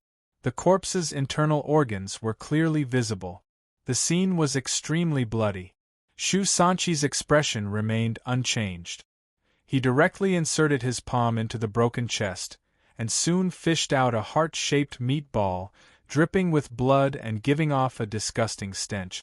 To kill the enemy, you must first know everything about the enemy. The chests of the descendants of the fire barbarian tribe are all covered with flame totem. When fighting, it will turn into a totem fire armor to protect their heart. At the same time, the heart is also their core and vital part, where all their cultivation power is gathered. In the following time, Shu Sanchi dissected the corpse expressionlessly while explaining the structure and weaknesses of the corpse to the trainees. Although many boys and girls couldn't stand the stench and bloody smell of the corpse, they still endured it and listened carefully. Undoubtedly, Shu Sanchi knew the voodoo barbarian tribe like the palm of his hand, which made people wonder how many voodoo barbarians he had killed before to have such rich experience and insight. By the time he finished explaining, an hour had passed. Shu Sanchi washed his hands, called 2 attendants, and gave each trainee a book. All the knowledge about the voodoo barbarian tribe was recorded in the book. Shu Sanchi's requirement was very simple. 3 days later, there would be an assessment on the knowledge of the voodoo barbarian tribe. Those who passed the assessment could get a certain amount of points, while those who failed would be eliminated. After the course, Lin and other trainees of Camp 39 were taken into a hall with a large spiritual tattoo formation for willpower training. Until 10 o'clock in the evening, when Lin walked out of the hall, his legs were a little weak and his face was a little pale, but he was still able to keep his composure. But other trainees seemed to be different. Some of them were trembling all over with their faces constantly twitching, some were muttering as if possessed, and some were roaring loudly as if venting something. There were only 8 or 9 trainees who could keep calm like Lin. But like Lin, their faces were a little pale and their eyes were a little dazed. The willpower training just now was extremely cruel and abnormal. The large spiritual tattoo formation in the hall could release the high temperature like raging flames, the coldness like an ice cave, the rumbling like thunder and the whistling like a hurricane, which constantly impacted and oppressed the soul and mind. What these academies had to do was to meditate for an hour. They were not allowed to cultivate, nor were they allowed to make any movements. That feeling was more painful and torturous than fighting with real swords and guns.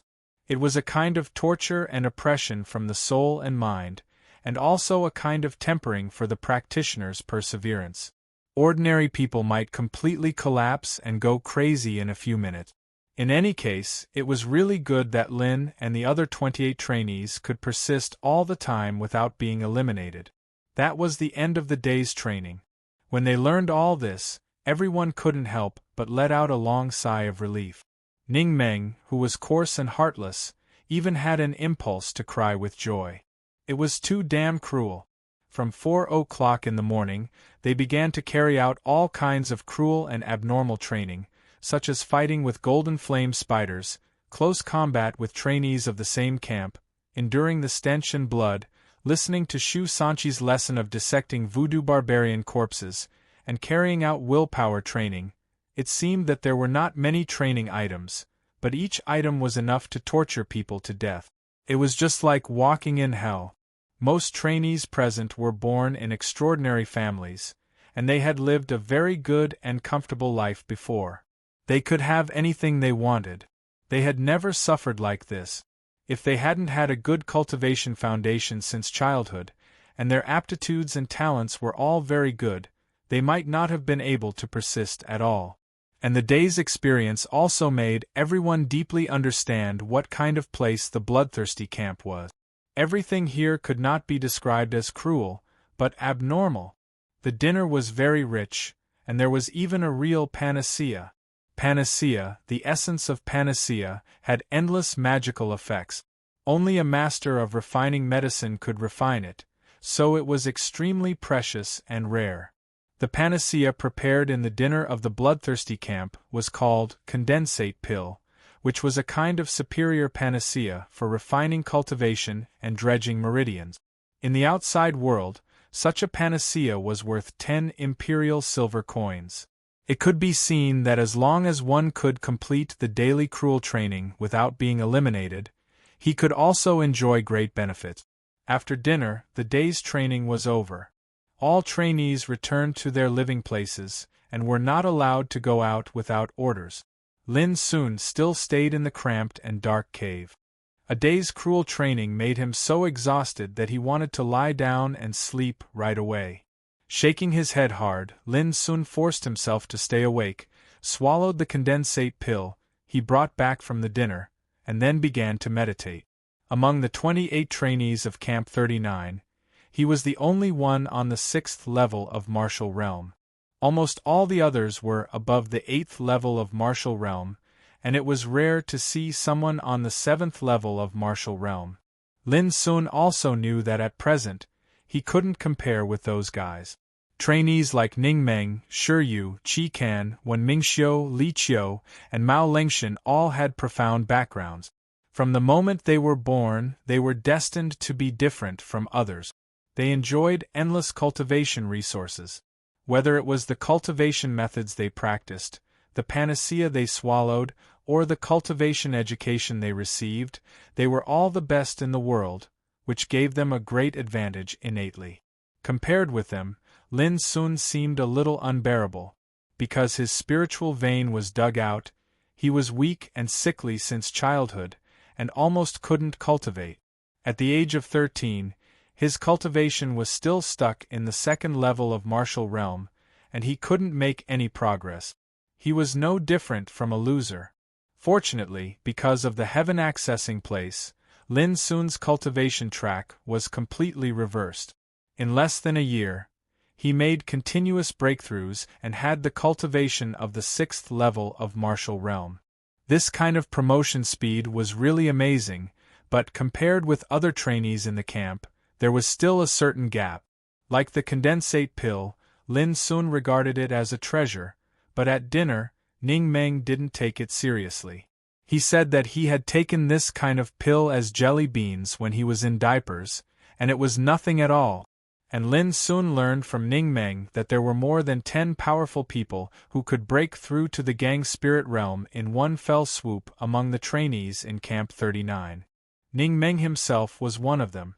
In addition to him, Shi Yu, Qi Kan, and Wen Mingxiu were also like him. The reason why they didn't choose to break through to the next realm was that they wanted to refine their Taoist root and cultivation to the real limit. In this way, when they reached the gang spirit realm, they would have a far more terrible power than ordinary people. Moreover, the stronger the foundation, the more beneficial it would be for future cultivation. Regardless of whether the foundation was strong or not, blindly pursuing the promotion speed was like building a castle in the air, beautiful but useless. It would also greatly hinder and affect the future cultivation, and the disadvantages outweighed the advantages. This was the cultivation education that the disciples of rich and powerful families received. Even if they were hedonistic and domineering, even if they were arrogant and rude, the environment they grew up in and the influence of their seniors caused them to be bound to take fewer detours on the path of cultivation, and they were far from what disciples from poor families could compare to. This was the reality. Now if Lin Sun wanted to catch up and surpass such people, he had to pay more efforts and time. Complaining and cynicism would never solve the problem. Chapter 115. The spiritual energy contained in condensate pills was huge. At dinner, Ning Meng also reminded Lin Sun that with the cultivation of the 6th level of martial realm, it was inevitable that he would feel swollen when he refined the pills for the first time, so he must refine them little by little. This principle was very simple. When a cultivator was cultivating, swallowing a pill that was too precious would be harmful instead of beneficial. This was because the spiritual power contained in such a pill was too great. It was not something that a person with a low cultivation base could bear. Even if they swallowed it, the medicinal power would dissipate out of their body and be wasted. Lin Sun didn't care much about this, but he still paid a lot of attention when refining and dared not to be careless. What Lin Sun didn't expect was that he refined all the condensate pills in just a quarter of an hour. From beginning to end, he didn't feel full at all, let alone swollen pain. And this discovery also made Lin Sun conclude that it was not Ning Meng's warning that he was wrong, but because of the 4 spiritual vortexes in his body, he had become too abnormal. Lin Sun even had a strong feeling that even if he swallowed 10 condensate pills at a time, he might not be able to bear it. I used to have the devouring abyss, the spiritual vein of origin. Although it has been taken away long ago, there are 4 spiritual vortexes in the 4 acupoints of heart vessel. Maybe it is all this that makes me have a special talent that other practitioners can't have. Feeling the changes in his cultivation, Lin Sun couldn't help but be lost in thought. After learning some secrets about the talent attribute from Ning Meng, Lin Sun began to look at his body seriously for the first time. He had indeed changed. There were no sequelae left by his previous injuries. Moreover, he had become completely different from other practitioners when he was cultivating. Could this also be a unique innate attribute? Lin Sun didn't know, but he knew that the 4 spiritual vortexes in the 4 acupoints of heart vessel were not harmful to his cultivation, but gave him the power that ordinary practitioners couldn't reach. At least the quality of Lin Sun's spiritual energy was so high that others couldn't compare with it at all, including Ning Meng's. Lin Sun had a close fight with Ning Meng in the daytime, so he deeply realized this. Although his spiritual energy was far less abundant than Ning Meng's and his cultivation was not as good as Ning Meng's, he completely suppressed Ning Meng in terms of spiritual energy quality. Otherwise, Lin Sun wouldn't have been able to show extraordinary tenacity when fighting with Ning Meng. It was common knowledge in the cultivation world that the higher the quality of spiritual power, the more powerful it would be. At that time, Ning Meng was quite shocked. He said that he had been suppressing his realm and honing the quality of his spiritual power little by little since 4 years ago. He had thought that the quality of his spiritual power was strong enough. Who would have thought that he couldn't compete with Lin Sun? Ning Meng was also puzzled.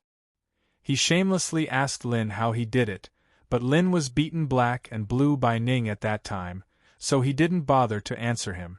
However, this also proved that the existence of the 4 spiritual vortexes in his body did make Lin completely different from other practitioners. Although his cultivation was still low and there was a certain gap between him and the other trainees, Lin believed that with his efforts, the gap would only get smaller and smaller until he eventually surpassed them. After cultivating his spiritual energy, Lin Sun repeated the practice of meditating magic. There were many benefits to a strong spirit. At present, it seemed that only the power of perception was strengthened, but it would bring immeasurable benefits to his future cultivation. Therefore, Lin Sun would never delay the practice of meditating magic, for the sake of other aspects of cultivation. It was about 1 o'clock in the morning when he finished meditating. Lin Sun sighed in his heart that he still didn't have enough time. The training in the daytime was cruel and intense. Every minute and second was like spending in hell. There was no time for him to relax at all. And there was not much time left for Lin Sun in the evening. Cultivating his spiritual energy, tempering his spirit, each of them needed a certain amount of time. This meant that if Lin Sun wanted to practice spiritual tattoos or temper and comprehend the cultivation of martial arts, he had to give up sleeping time. Fortunately, according to Lin Sun's current cultivation, plus his strong spirit and physique, it wouldn't be a problem even if he didn't sleep for 3 to 5 days, but it would be harder than before. However, it was not a long-term solution. Cultivation couldn't be completed overnight. It also needed to be settled and comprehended. A balance of work and rest and relaxation was the best state of cultivation. Lin Sun also knew this truth. Unfortunately, he was too short of time at present, and the competition in the bloodthirsty camp was extremely cruel. He could be eliminated at any time. In order to stick to the end, Lin Sun had to choose to fight. But tonight, he didn't practice spiritual tattoos or martial art. Instead, he entered the heaven accessing place. Every 3 days, there would be an opportunity to challenge the Milled Waterfall's battlefield of spiritual tattoos. Every challenge was a kind of tempering and improvement of his physique. Up to now, Lin Sun had challenged it 33 times. Although he failed every time, his breakthrough strength was improved again and again, which might be a kind of reward. Boom! On the familiar sea, Lin Sun's figure was fiercely thrown out from the lonely peak with thousands of waterfalls. He failed for the 34th time. The result was the same as before. But this time, Lin Sun's state of mind was quite restless, because he could rush to the hillside of that peak. In other words, Lin Sun had succeeded half of the way to the Milled Waterfall's battlefield. The Milled Waterfall's battlefield was the second test of Green Cloud Path in the heaven accessing place. There were 108 chances in total. Lin Sun couldn't help but be excited and see some hope since he had a 50% chance of success in the 34th time. After passing the first test of Green Cloud Path, Lin Sun figured out the mystery of flowing light spiritual tattoo and got a meditating magic as a reward. What reward could he get if he could overcome the waves, climb to the top of the mountain, and finally pass the second test of Green Cloud Path? Lin Sun was looking forward to it. Time passed day by day. Every day in the bloodthirsty camp was intense and fulfilling. Every minute seemed to be precious. Combat training, close combat training, willpower training, dissection, history, self-help, assassination, lurking, escape and other theoretical courses almost squeezed out all the time in the daytime. At night, few trainees chose to sleep. Instead, they seized the time at night to cultivate and improve themselves. Because all trainees knew that if they could make full use of the time at night, they might surpass other trainees in various trainings the next day. The reason why the competition was so cruel was that no one was willing to be eliminated. But there was another more important reason, which was to earn points. Whether in actual combat training or theoretical courses, the top 3 could get more points.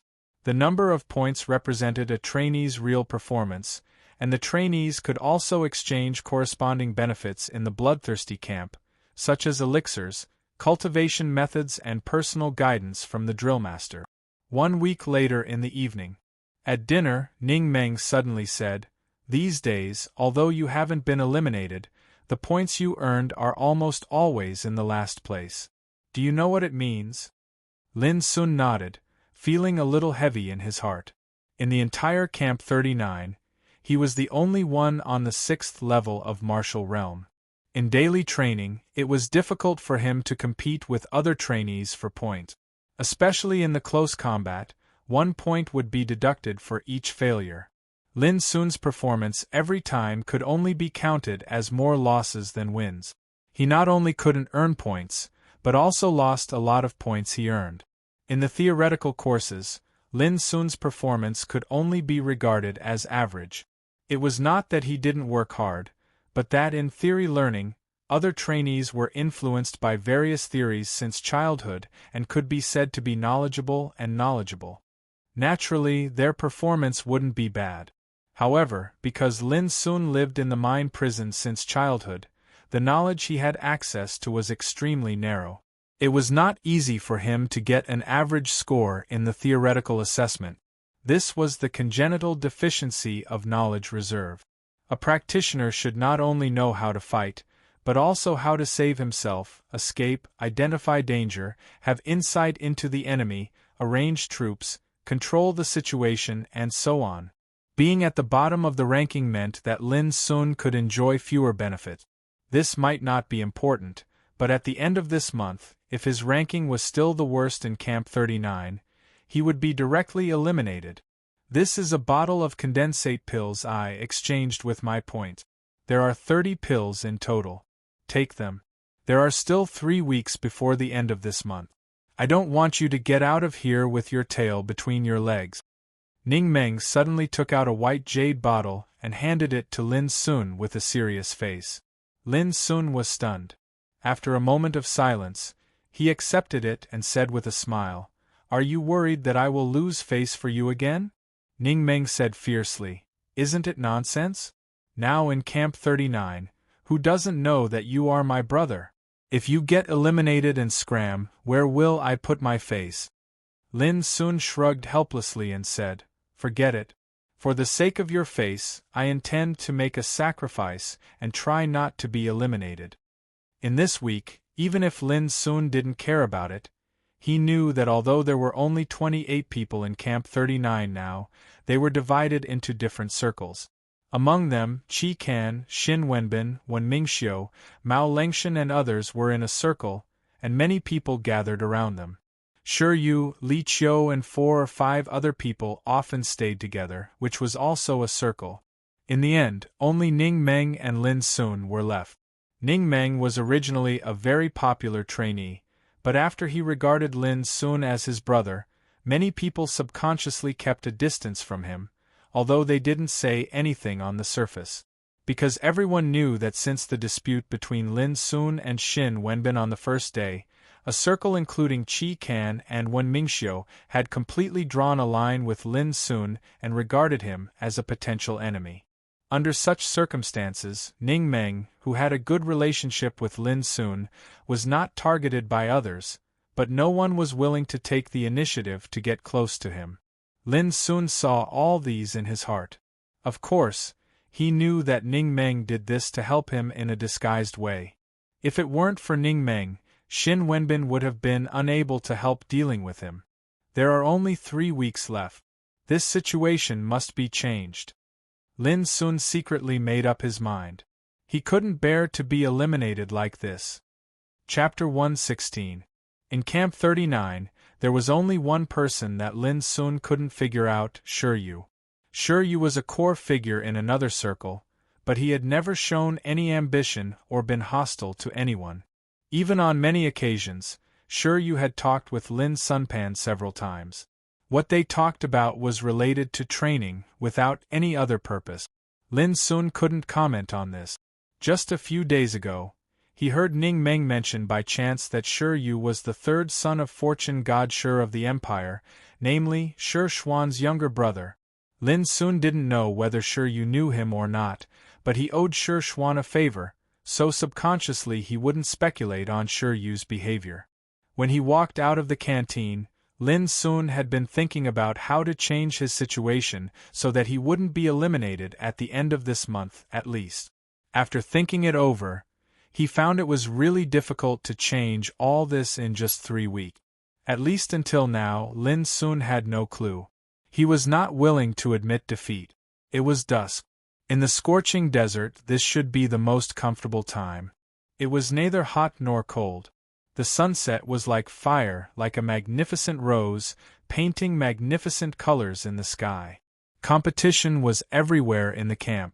After dinner, almost all the trainees of Camp 39 returned to their living places, seizing the time to cultivate and improve themselves. Lin Sun walked alone on the road in front of the camp with a heavy heart. All of a sudden, he noticed a skinny old man lying on the ground in the open space, not far away, fiddling with a strange thing like a tripod furnace. The old man was extremely skinny with unkempt hair. Staring at the thing in his hand, he was murmuring something with a worried frown. Lin Sun couldn't help but walk over curiously. Looking down, he found that the thing in the old man's hand was indeed like a tripod furnace, about half a foot high, with a dark red color. The surface of the tripod furnace was covered with hair-like fine and complicated spiritual tattoos, which covered the inside and outside of the tripod furnace. At a glance, Lin soon recognized that it was a spiritual furnace, the core component of refining a treasure boat. Damn it, it's still not right. Equipped with this thing, it can't speed up the treasure boat, and it may make the power of the treasure boat fluctuate. The loss outweighs the gain. The old man gritted his teeth and looked depressed as he muttered, "Could it be that my assumption was really wrong? The gold flame treasure light spirit formation couldn't replace the original moonlight spirit formation? Or is there something wrong with the material of this spirit furnace?"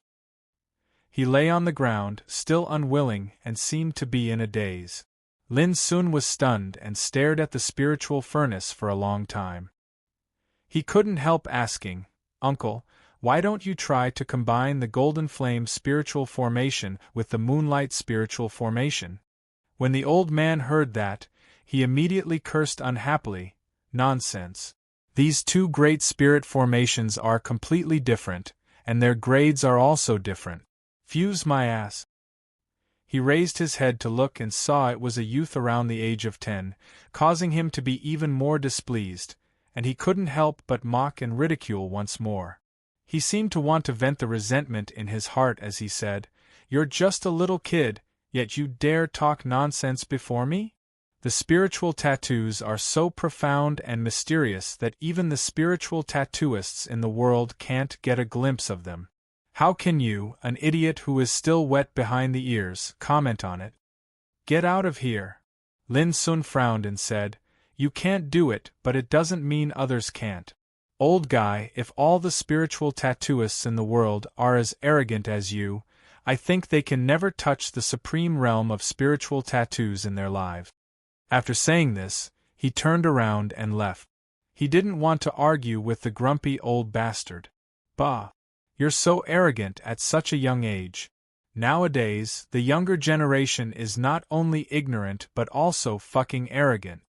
The old man spat at Lin Sun's back fiercely, and then buried his head to stare at the spiritual furnace he had refined by himself. Until the night fell, he still had no clue.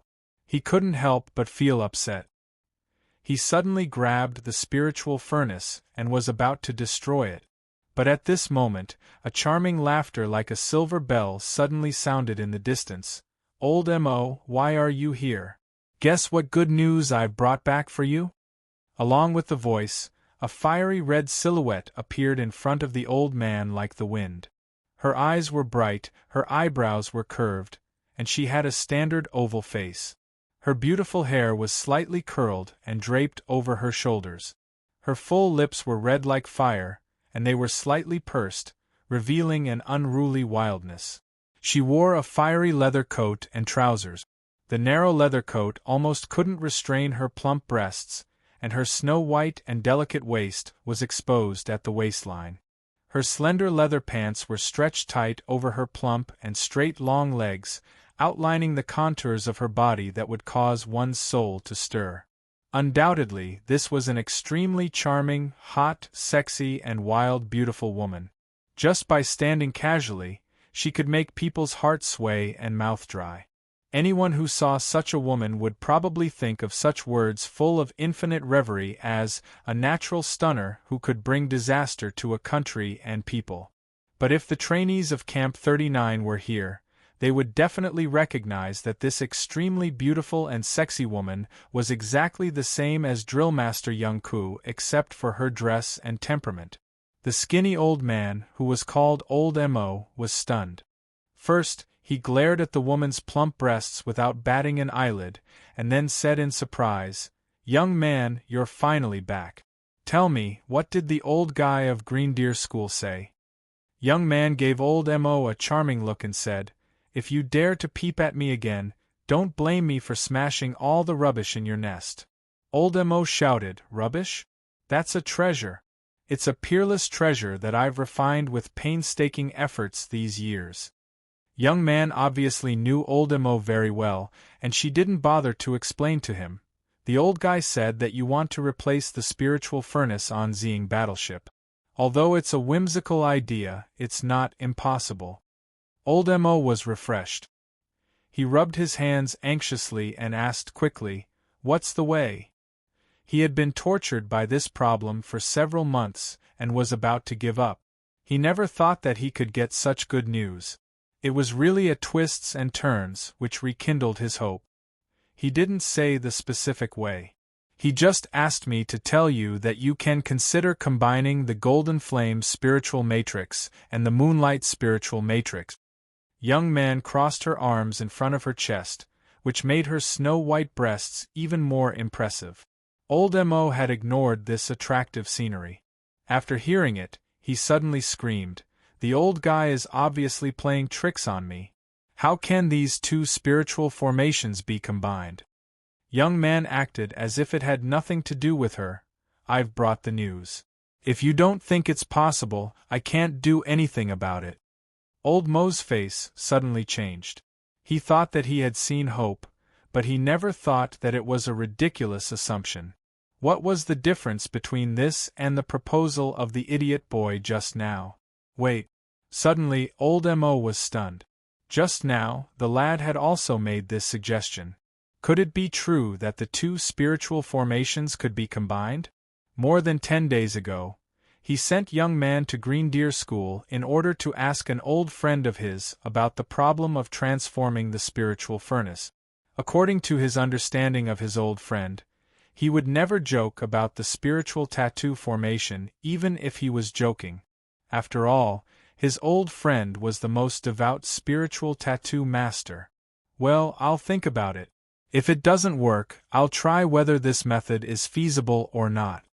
Old Mo sighed, holding the spiritual furnace, and hurriedly turned his head and left, looking preoccupied. "Alas, I hope he can succeed this time." Young man sighed faintly. Although this old guy was a little wretched, he was an impeccable master in the spiritual tattoo study.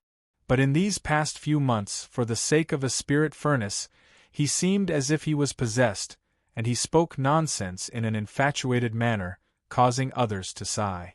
Young man inadvertently glanced at the Camp 39 in the distance, and an imperceptible loneliness appeared on her beautiful and sexy face.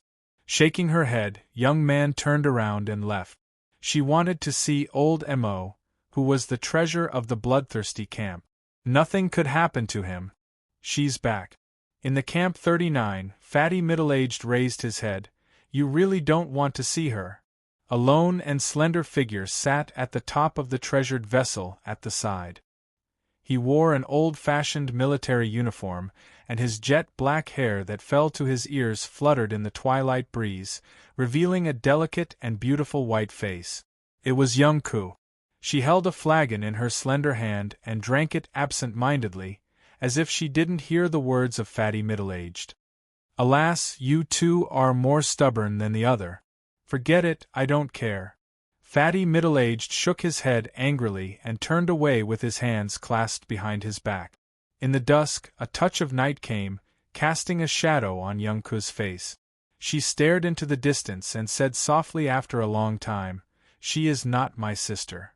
Young Ku turned over and jumped off the treasure ship. She stood straight as before and recovered her former calmness and indifference. Her figure soon disappeared in the darkness. The night grew darker and darker. Lin soon seized the time to practice with a solemn and calm look. He had swallowed 10 condensate pills before. Now in his body, there was a surging hot current of spiritual power surging and circulating in his body. 3 hours later, Lin soon trembled all over and opened his eyes from meditation. There was a flash of dazzling light in his eyes, but he soon recovered his calmness. The efficacy of 10 condensate pills is really great. I've never had this feeling of fullness when I practiced in the past. Feeling the changes in his body, Lin soon was surprised to find that his cultivation was not far from the 7th level of martial realm. But before Lin soon could feel it carefully, he suddenly felt a touch of fear in his heart and suddenly looked out of the cave. A sexy and hot figure appeared there. Although it was not real in the night, it had its own seductive hazy beauty. "Don't be nervous, handsome boy.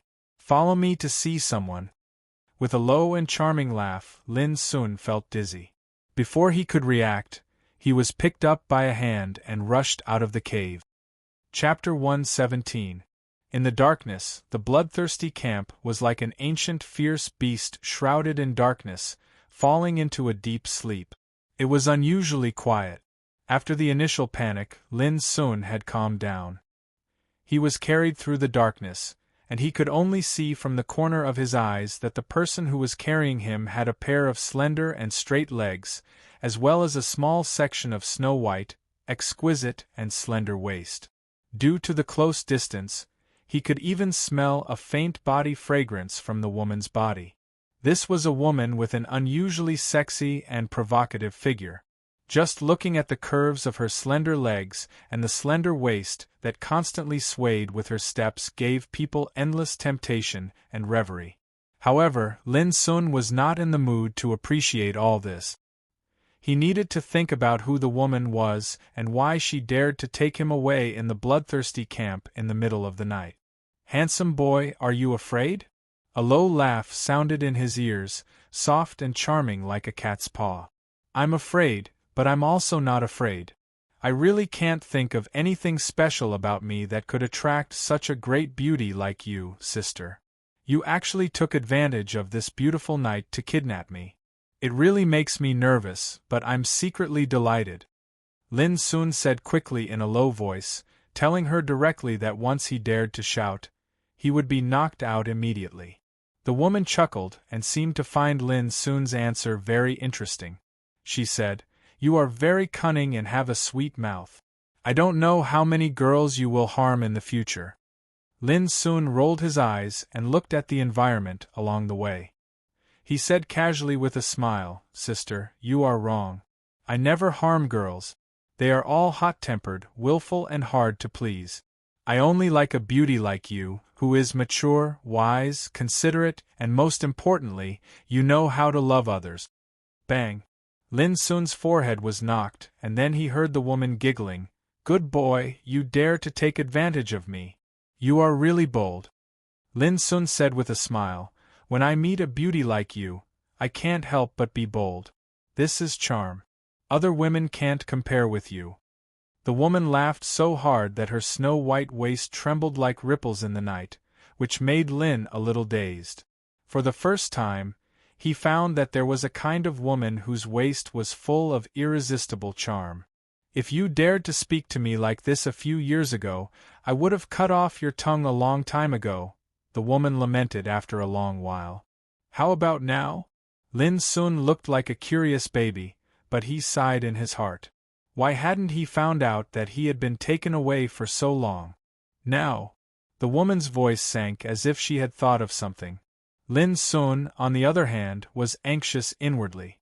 There were so many superiors in the bloodthirsty camp. Weren't they here? Where was Instructor Shu Sanchi? What about Drillmaster Young Ku? When he was thinking about it, an indifferent and calm voice suddenly came from the darkness in the distance. "Did you get my consent to arrest people from Camp 39? In the past, the voice was as terrifying as the devil, but now it was more beautiful than any sound of nature in the world. Instructor Young Ku was finally here. Lin Sun was completely relieved. At the same time, the woman holding him suddenly stopped. Young Ku's lone and slender figure walked out from the darkness, and her delicate and fair face was calm as before under the illumination of the starlight. However, when she saw the owner of Lin Sun's hand, her brows suddenly knit together while a wisp of unprecedented icy coldness suffused her face. Young man! How dare she appear in front of him? Young Ku, it was young man who took Lin Sun away. But when she saw Young Ku in the distance at this moment, her sexy and beautiful face was replaced by a complicated expression. "Don't call my name." Young Ku's expression became colder and colder, with a touch of fierceness in her clear eyes. Lin Sun found that Drillmaster Young Ku seemed to know the woman who took him away, and their relationship seemed to be unusual. He remained silent and raised his head slightly. When he saw young man's appearance, he opened his eyes wide at once. It was not because the woman was too beautiful, but because she looked exactly the same as Drillmaster Young Ku. What was different was that this woman's dress and temperament were completely different from Young Ku's, just like the difference between fire and water. Are they twin sisters? An idea came to Lin Sun's mind. Put him down and disappear in front of me immediately. Young Ku directly gave the condition without asking the reason. She was firm and stern, and it seemed that she could not bear to look at young man one more time. No, this boy has other uses. Young man shook her head, with a touch of stubbornness and firmness on her face. At this moment, her expression seemed to overlap with Young Ku's, and they looked like the same person. Clang! Young Ku pulled out an oddly shaped blade, which glowed with a touch of faint purple light in the dark night. She obviously did not intend to talk nonsense, and her delicate eyes were full of indifference and sternness. Seeing this scene, young man trembled all over and opened her starry eyes, with an imperceptible pain flashing through the depths of her pupils. Lin Sun was still held in her hand, and he clearly felt that the woman seemed to be very contradictory and excited. The atmosphere became dull and stern, like the dead silence before the storm, which made Lin Sun a little breathless. "Let her go," came a stiff and cold voice in the darkness. Lin Sun was shocked. Shu Sanqi also came, but he could not find out where Shu Sanqi was no matter how hard he tried. Young Ku suddenly fell into silence, as if she was trying her best to endure something. Lin Sun's heart sank. Was she not going to save him? Were they going to watch him being taken away by this woman? "Thank you, Chief Shu." Young man turned her head and suddenly smiled at the darkness in the distance. She was so charming that she regained her sexy look. Swish! In an instant, Lin Sun felt dizzy, and then he was carried away and disappeared in the vast night. He couldn't help sighing in his heart. "Little handsome boy, be good and stay inside, okay?" A moment later, young man's soft and charming voice came to his ears again. Immediately, Lin Sun felt he was thrown out and almost fell to the ground with a stagger. When he stood up straight, he noticed that he'd arrived within an enormous building that was brightly lit, and there were all sorts of strange objects piled up everywhere like puppets, treasured ships, weapons, and even over 10 enormous ferocious beast skeletons. It was just like a grocery warehouse. In the center of the warehouse, Lin Sun saw a familiar figure. A thin old man was bending over a high platform, frowning and staring at a spiritual furnace. It was the old guy he met in the evening. In an instant, Lin Sun vaguely understood something. With a cold smile, he stepped forward and looked at the spiritual furnace on the high platform quietly, without saying anything. "I've wronged you before." After a moment of silence, old Mo opened his mouth with embarrassment written all over his old face. "You abducted me here in the middle of the night just to apologize to me?" Lin Sun said coldly, "My time is precious, and I have no time to talk nonsense with you." "You!" Old Mo was furious at once. He pointed at Lin Sun. "Little guy, do you know who you are talking to?" There was a hint of threat in his voice. Lin Sun seemed to have nothing to fear and said disdainfully, "Of course I know. An arrogant, ignorant, and narrow-minded old man." Old Mo was so angry that his whole body trembled, but he finally restrained himself. He took a few deep breaths and suddenly said with a smile, "Boy, you're so confident. Have you already guessed what I'm going to do?" Lin Sun said expressionlessly, "Don't think others are as stupid as you. If I still can't guess it, I will have lived for more than 10 years in vain." Lin Sun's blunt words made old Mo's lips twitch. He forced a smile and said, "So, you know how to integrate the Golden Flame spiritual formation with the Moonlight spiritual formation?" Lin Sun just sneered and looked at old Mo. Old Mo was completely annoyed and said, "What? I am so humble, but you are still angry with me?" At this time, a charming and soft voice came from outside the warehouse. "Old Mo, this handsome little guy is waiting for you to give him some benefits. Do you think you don't need to pay for your help?" It was young man's voice, full of schadenfreude. It seemed that she had been watching old Mo make a fool of himself. Seeing old Mo was about to be defeated, she couldn't help reminding him. Benefits? Old Mo was in a daze. Then he patted his thigh and said with a smile, "That's easy. What do you want?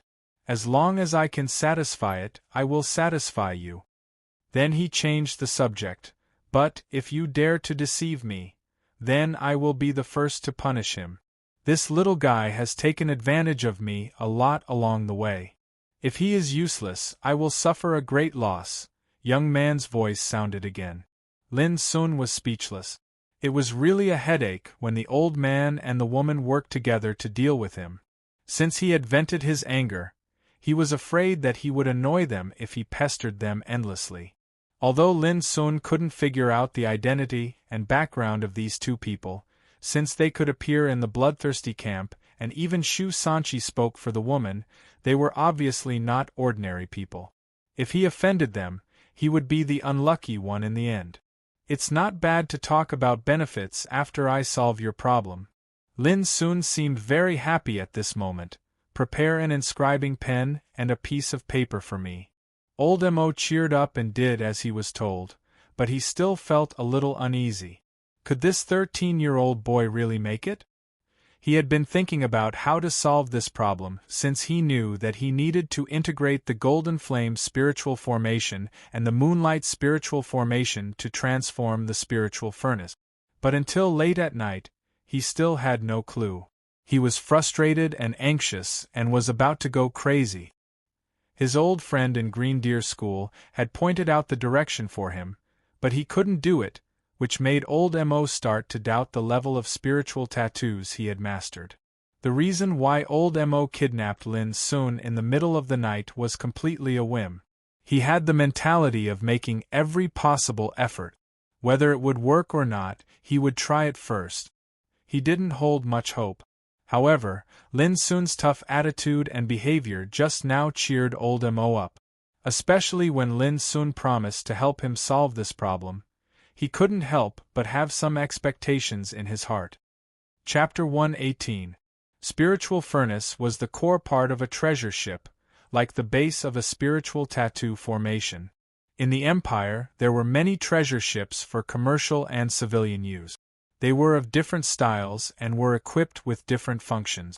But the treasure ship old Mo mentioned was completely different from other treasure ship.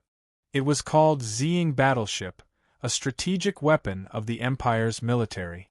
In Xiao Empire, battleships were divided into 3 levels: small, medium, and large. The Silver Eagle battleship that Shi Yu took when he arrived at the bloodthirsty camp was a kind of medium-sized battleship newly developed by the Academy of Spiritual Implements of the Empire. It could accommodate thousands of people, and was equipped with spiritual tattoo cannons with terrible attack power. The Ziying battleship that old Mo wanted to transform was a small battleship, which was the most famous classic battleship in the Empire. It had been replaced more than 10 times in hundreds of years and had reached the peak level of small battleships at present. This meant that there was almost no room for improvement and transformation of Ziying battleship. But old Mo didn't think so. The core of a battleship was the spiritual furnace, and the core of the spiritual furnace was the spiritual tattoo formation. As long as it was a spiritual tattoo formation, it had the possibility of continuous improvement and upgrading. Old Mo was a spiritual tattoo master. He had been immersed in spiritual tattoos for many years. He was very clear that if Golden Flame spiritual tattoo could replace Moonlight spiritual tattoo, the power of Ziying battleship could be reborn. For this reason, he had been trying and studying all kinds of possibilities in the past few months. He had experimented many times in person, but all of them ended in failure in the end. It was not because of the spiritual furnace, but because of the spiritual tattoo formation. According to the different power, the spiritual tattoo formation was divided into 4 levels: primary, medium, advanced, and top. Golden Flame spiritual tattoo formation was a kind of medium spiritual tattoo formation. Its most significant effect was that it could absorb the light of the sun and the moon and smelt a terrible power called Golden Flame. Moonlight spiritual tattoo formation was a kind of primary spiritual tattoo formation, which could only absorb the essence of the moon at night. Although it produced strong power, it was still a level lower than golden flame spiritual tattoo formation. Unfortunately, Ziying Battleship had its own limit. Its specifications and materials were difficult to be equipped with higher-level spiritual tattoo formation. Unless Ziying Battleship was completely transformed, how could it still be called Ziying Battleship?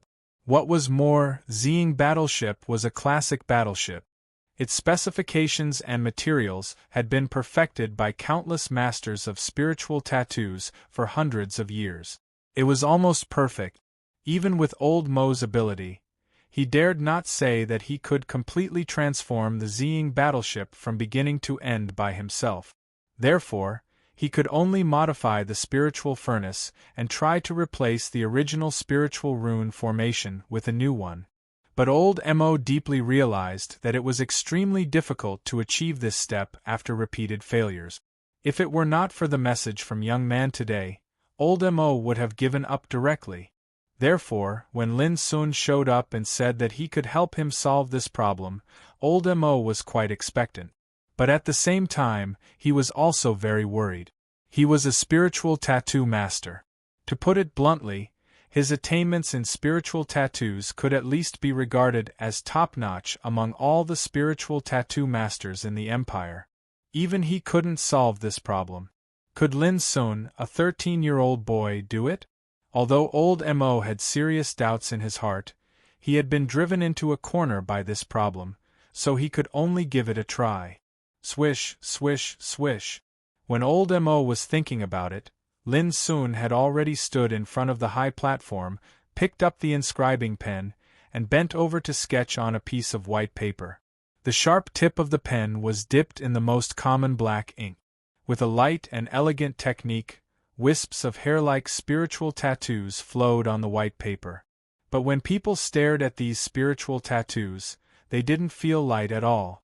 Instead, they gave people a kind of heavy and clumsy power. Old Mo's eyes lit up. The most important thing for a spiritual tattooist was the strength of the brush, which varied from person to person. Some were treacherous and erratic, some were light and elegant, some were magnificent, and some were sonorous and vigorous. Lin Sun's movements were wantonly and elegant, light and skillful, like moving clouds and flowing water. The spiritual tattoos inscribed by Lin Sun were heavy and simple, majestic and majestic. This was not something that could be achieved by just having a solid foundation. It was obvious that he had his own style in the field of spiritual inscriptions. This was so rare. At least among the spiritual tattooists that Old Mo knew, there was almost no one who could do this at the age of 13 or 14. Old Mo's expectation in his heart increased a lot, and the way he looked at Lin Sun was faintly different. This boy was not simple. But when he saw the spiritual tattoos inscribed by Lin Sun, Old Mo frowned at once and couldn't help asking, "Is this the Greenwood spiritual formation?" Lin Sun looked focused, as if he had heard nothing, and continued to write.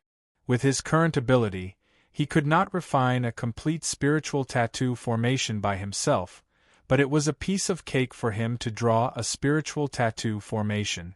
Seeing that Lin Sun ignored him, Old Mo didn't say anything more. But the more he looked at Lin Sun, the more he felt something was wrong.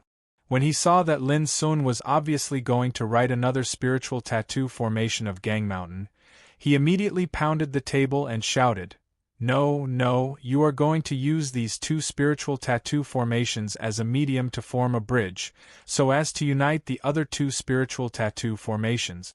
Give up. I've tried your method, and it doesn't work at all." Lin Sun frowned. Being interrupted when he was inscribing spiritual tattoo formations made him extremely unhappy. He couldn't help glancing at Old Mo coldly.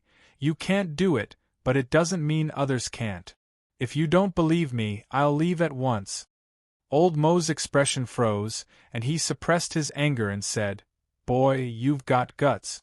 I'd like to see what tricks you can play in the end." Lin Sun ignored him, lying on the high platform and concentrating on inscribing. He looked focused and his mind was as calm as an ancient well. He had learned spiritual tattoos from Master Lu since he was a child. During the years in the mine prison, spiritual tattoos occupied almost all of his life. Like Master Lu, Lin Sun also hated to be disturbed when inscribing spiritual tattoos. This might be the strange temper of every spiritual tattooist more or less. The more Lin Sun behaved like this, the more annoyed old Mo was, but the more expectation he had in his heart. Was this boy really confident? Old Mo planned to keep watching. As time went by, Lin Sun quickly wrote dense and complicated spiritual tattoo patterns on the white paper. In just half an hour, there were 4 completely different spiritual tattoo formations on the paper. Old Mo was a little confused. What on earth did this boy want to do with so many spiritual tattoos? He couldn't figure out Lin Sun's intention at all.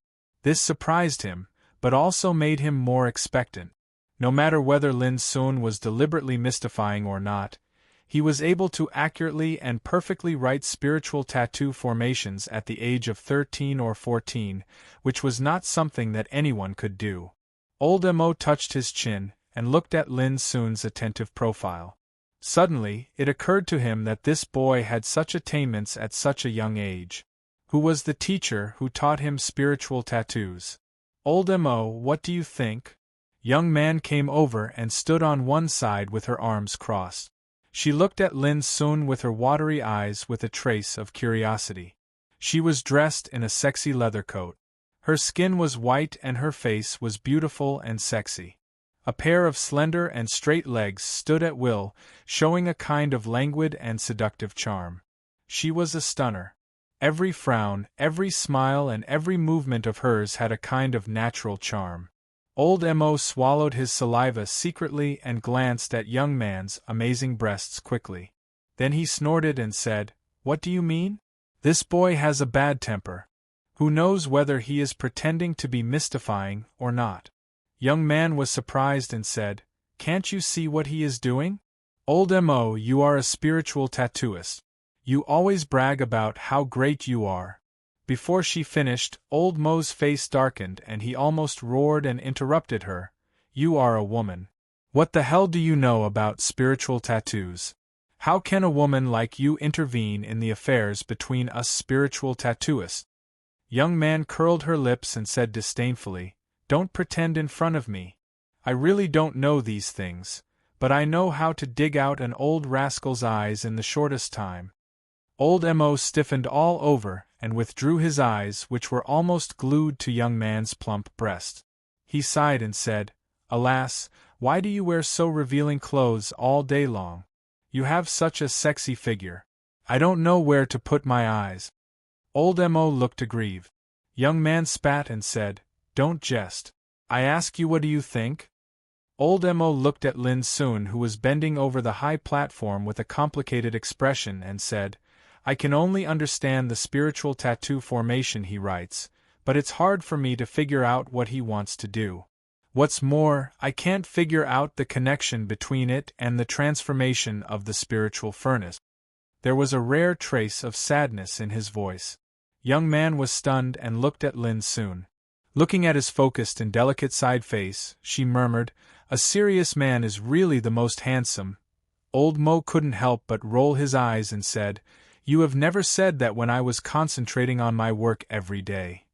Young man chuckled, "You are too ugly. How can the handsome boy be so fresh and delicious?" Old Mo was surprised and said, "Do you want to eat young grass? He is only 13 or 14 years old. Don't hurt him."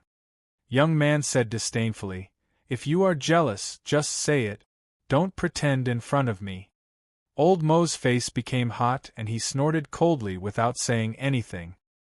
He knew that he couldn't win an argument with young man, and it was the most stupid thing to bicker with a woman. At this time, Lin Sun, who was bending over the high platform, suddenly straightened up, dropped the inscribing pen, turned around and handed a stack of white paper full of writing to Old Mo, saying, "It's done." "It's done?" Old Mo and young man were both stunned and stopped bickering. Their eyes all fell on the stack of white paper. Chapter 119. Old Mo looked very excited and started to read carefully. Sometimes he frowned, sometimes his pupils dilated, and sometimes he scratched his head. His expression kept changing, which was very interesting. However, young man felt a little dizzy just by glancing at it. The stack of white papers was full of complicated spiritual tattoos, which she really knew nothing about. Turning her head and looking at Lin Sun, who was standing aside, young man couldn't help asking, "Can you really solve this problem?"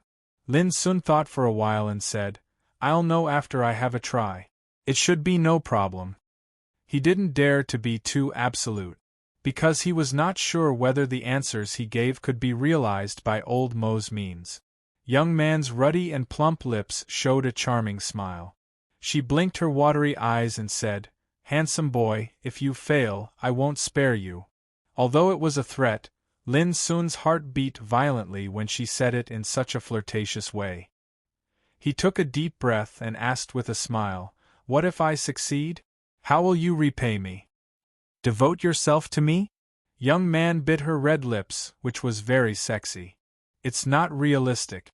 Give me another one," Lin Sun said flatly. He was not dazzled by the beauty, and he knew that the charming beauty in front of him was teasing him. Young man frowned and said pitifully, "Am I not beautiful? You can even refuse my kindness. What else do you want? Do you want me to catch 17 or 18 little beauties to accompany you?" Lin Sun felt a headache and said with a wry smile, "Can't we talk seriously?" Young man became more and more resentful. "Are you saying that I'm not serious? What a stone-hearted little bastard. I've misjudged you." Lin Sun was completely helpless. Fortunately, at this time, old Mo suddenly raised his head with bloodshot eyes and frowned brows. He anxiously pointed at a spiritual tattoo formation on the paper and said, "Among the 5 spiritual tattoo formations you gave me, only this clear shadow formation is obviously out of place. What's its use on earth?" Lin Sun secretly breathed a sigh of relief, directly ignoring young man's resentful eyes, and began to discuss with old Mo, "This formation is formed from 36 wind attribute spirit inscriptions and 72 earth attribute spirit inscriptions. It looks like a huge illusion array, but if it is used on the spiritual furnace, it can be fused with the green true wood spirit array to form a new spirit array." Lin Sun spoke with fervor and assurance, his voice calm and fast. Old Mo listened to Lin Sun very carefully and attentively. Along with Lin Sun's explanation, a touch of enlightenment appeared on his face. He quickly asked, "What about this metal fragmentation formation?" "It's very simple. The golden fragmentation spiritual formation is used to supplement the golden flame spiritual formation. The two have the same property. Only by combining them can they form a connection with the other spiritual formations." "I see. Why didn't I think of this before? Isn't this the simplest method of melting the tactical matrix?" Old Mo patted his thigh, feeling both annoyed and amazed. "No, something's not right here. No way, you don't even understand this? Don't forget that no spiritual formation exists in isolation. It's interdependent and mutually restrained because of their properties. Take the 9 tunes spiritual formation of flame and ice as an example. Damn it, it works like this. Why didn't I think of it before? It's normal. All your thoughts are on the fusion, so you ignore the various wonderful changes that will occur when the spiritual formations repel each other." The conversation was going on enthusiastically. An old man and a young man stood there and talked to each other in front of a stack of white paper. What they talked about were all difficult and complicated terms of spiritual tattoos. Young man was confused. She stared at the energetic young man who talked with fervor and assurance, and then at old Mo who humbly asked for advice like a student. Suddenly, she felt that everything in front of her was so unreal. When did old Mo, the arrogant and perverse old guy, become so modest? And it was in front of a young man, which was incredible. It should be known that although old Mo was proud of his talent and had his eyes on the top of his head, He had real talent and could be regarded as a top-notch spiritual tattoo master in the world. If old Mo hadn't been left here by special means by the bloodthirsty camp by chance, he could have been a respected teacher in the Green Deer School of the Empire by virtue of his means. In fact, old Mo did have a very unusual relationship with the Green Deer School. But such an old guy, who was so qualified in the field of spiritual tattoos, lowered his noble head in front of a 13-year-old young man at the moment, and showed a humble look of acceptance of teaching, which really made young man feel incredible. She even felt that Lin was like an unworldly master at this moment, while old Mo seemed a little ignorant. It was a very weird and absurd feeling, but it caused an indescribable shock to young man's heart. She didn't know where this young man came from, and why did he have such incredible skills. At this moment, the way young man looked at Lin changed, with a touch of amazement, appreciation and curiosity. Once a woman had a strong curiosity about a man, the consequences would be hard to predict. An hour later, Lin was a little thirsty. At this moment, a cup of tea was handed to him by a slender white hand. Lin soon turned his head and saw it was young man. He immediately smiled and said, "Sister, do you remember what I said on the way here when you caught me? Only a mature and smart woman knows how to care for others better, just like this cup of tea full of sincerity and timely sent to me." As he said, he drank up the tea in the cup with a comfortable look. Young man spat and glared at Lin soon fiercely, saying, "Glib tongue, you are really bold. How dare you flirt with me? Be careful that I cut your pretty face next time. Let's see which girl will like you in the future." Lin sighed. "I'm not afraid of disfigurement, but I'm afraid that you don't want to." Young man burst into laughter and gave him a thumbs up. "Great! I've seen so many playboys with different ways to flirt with girls, but you are the most shameless." Lin explained seriously, "This is called flirting with a sister." Seeing them flirting with each other, old Mo couldn't help feeling annoyed and said, "Young man, can you not make trouble here?" Young man gave Lin a provocative look and said, "Handsome boy, I'll discuss with you about flirting with a sister in the future. Don't be afraid." Then she turned around and left.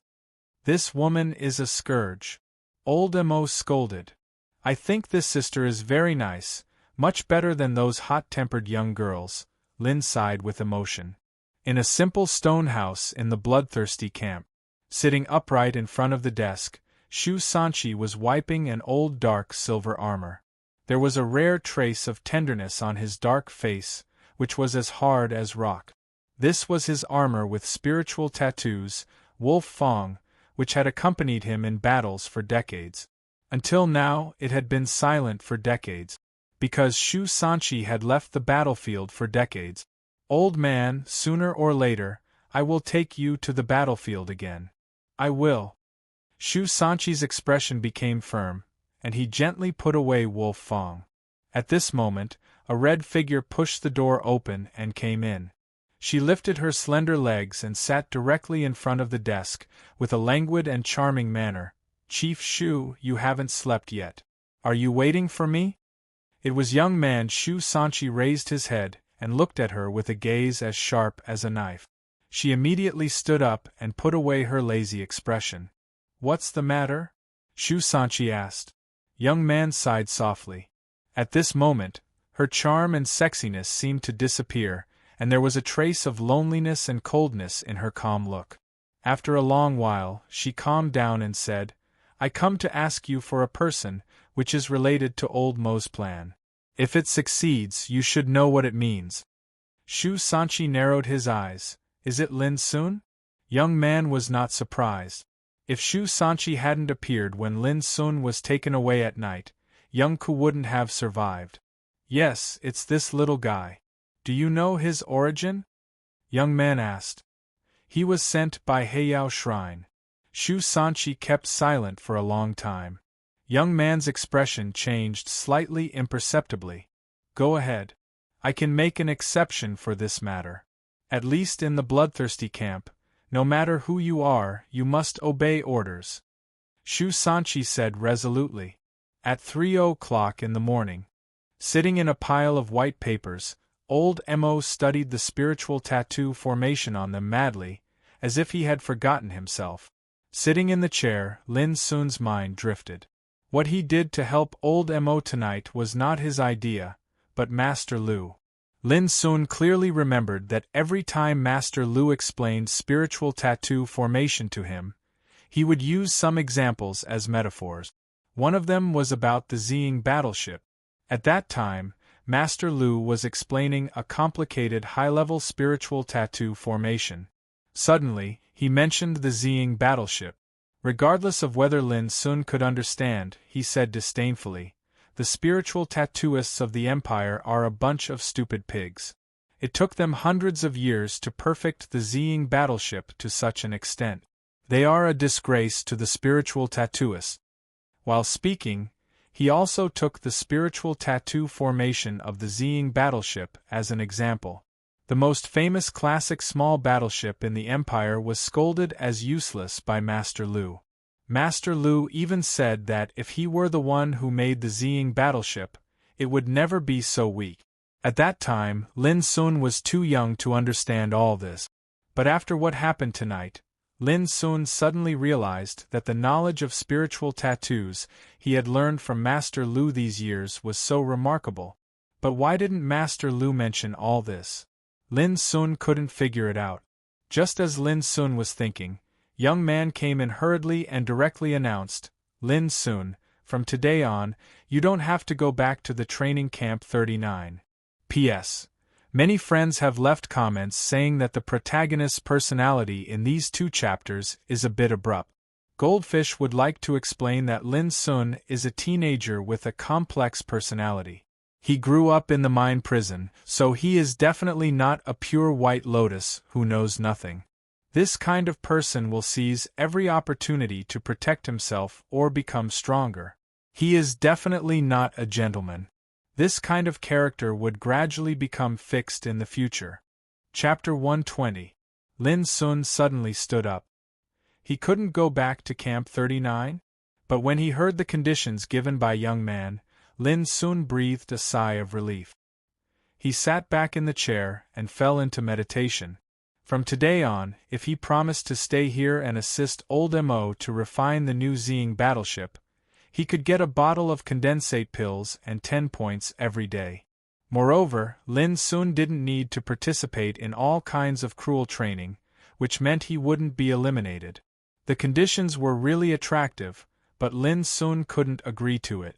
He didn't come to the training camp to enjoy life, but to become stronger. Lin Sun would never forget the helplessness and anger he felt when he was persecuted by Yao Tuohai in Donglin School, and he could do nothing but wait for death. Nor would he forget the powerlessness and grievance when he could only watch Xia Ji being taken away by that classical and noble woman. The training in Bloodthirsty Camp gave Lin Sun a chance to become a real overmatch. Even if the training was cruel to the extreme, it was obvious to improve his fighting capacity. Lin Sun wouldn't give up all this. "I can promise to assist old Mo, but I can't give up various training subjects in Camp 39. Lin Sun seemed very firm and unquestionable. "Do you like self-abuse?" Young man asked with interest. Lin Sun was not in the mood to joke. He shook his head and said seriously, "I want to be stronger." Young man stared at the teenager's firm eyes and suddenly said, "In fact, you don't have to be so troublesome. If it's just those training subjects, I can help you." "You?" Lin Sun was stunned. Looking at young man's beautiful and sexy face, he seemed to make sure whether she was joking or not. "What? Do you look down on me?" Young man combed her long hair behind her ears as she slightly straightened her back, and her pair of clear and lively eyes were suddenly suffused with a wisp of an extremely fierce and oppressive aura. It was as if she'd instantly become a different person, and her charming and sexy aura was replaced by a terrifying aura. Lin Sun was stiff all over. He felt as if his skin was pricked by needles, and his soul couldn't help but tremble slightly. He finally realized that the sexy and beautiful beauty in front of him was actually an extremely terrible overmatch. Lin soon could see a clue just from a wisp of terrible breath that she emitted inadvertently. The training programs in Bloodthirsty Camp are just child's play and can only be regarded as cruel. I have a lot of training programs that are crueler than those. If you want to have a try, I can personally be your training partner. In an instant, young man regained her sexy and languid look. She looked at Lin Soon with a slightly flirtatious look, opened her red lips slightly, and exhaled a fragrant breath. This opportunity is very precious. Others can't get it no matter how hard they try. At this time, old Mo in the distance also said with a smile, "Boy, this is a blessing in disguise. If you meet an instructor like young man, you will have no regrets even if you are trained to death by her." Young man glared at him coldly with her starry eyes. Old Mo immediately lowered his head and shut up obediently. Lin Sun was indeed tempted. But at this moment, the warehouse door was kicked open with a bang. Young Ku's upright and aloof figure in a military uniform appeared in front of the door. Her delicate and fair face was as calm as usual.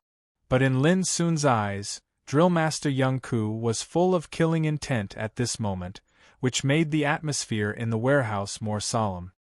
"You are my trainee, of course. I will train you alone every afternoon from tomorrow on." Young Ku stared at Lin Sun and said these words coldly. Then she turned around and left, without looking at others from beginning to end. Although Young Ku left, the atmosphere in the warehouse was a little quiet. Old Mo looked at young man. It was unknown what he thought of, but he couldn't help sighing, shaking his head and continuing to study those spiritual tattoos. And young man fell into silence. Lin Sun could be sure that young man and Young Ku must be a pair of twin sisters, but there was obviously something wrong with their relationship. He couldn't say much about it. "It's also nice to have Young Ku train you alone," young man said with a smile after a long time. But Lin Sun always felt that she was a little absent-minded when she smiled. The next morning, when they were ready to start the day's training, all the trainees in Camp 39 found that one person was missing today. Young Ku didn't give any explanation for this. Other trainees inevitably had many thoughts in their minds, but Ning Meng resisted the impulse to ask. At breakfast, Lin Sun was still not there. Many people thought that Lin Sun might have been eliminated by Drillmaster Young Ku because his score was at the bottom. Ning Meng couldn't help frowning. What was wrong with this guy?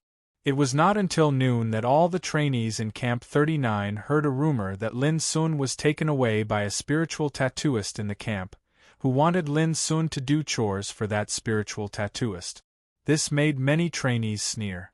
They thought that Lin Sun's action was undoubtedly equal to giving up the training in the camp, which was no different from being eliminated in disgrace. Ning Meng couldn't help but frown when he heard this rumor. He couldn't wait to catch Lin Sun and torture him. Lin Sun was so cowardly. Was he really going to give up? Ning Meng was very annoyed and depressed in his heart. Lin Sun is really cunning. He knows that his score is always at the bottom every day and it's hard to change the situation, so he takes the initiative to run away, so that we can't find a chance to deal with him. At lunch, Chi Kan, Shin Wenbin and other trainees gathered together. Talking about the rumor about Lin Sun, one trainee couldn't help sneering. Cunning? I don't think so. He can't even stick to the training. At best, he is a coward clown. A pretty and reserved girl next to him said disdainfully. Her name was Wen Mingxiu, and her score was among the best in the camp, only slightly weaker than that of Chi Kan. Ha ha ha, yes, he is a clown. Many people burst into laughter. Only Shin Wenbin was extremely depressed. He said with a gloomy face, "Since he left, I can't find a chance to vent my anger. It's really hateful." Chi Kan smiled and said, "Don't worry. As long as Lin Sun is still in the bloodthirsty camp, there will be a chance for you to vent your anger. I don't believe that he can still hide in the monthly assessment 10 days later."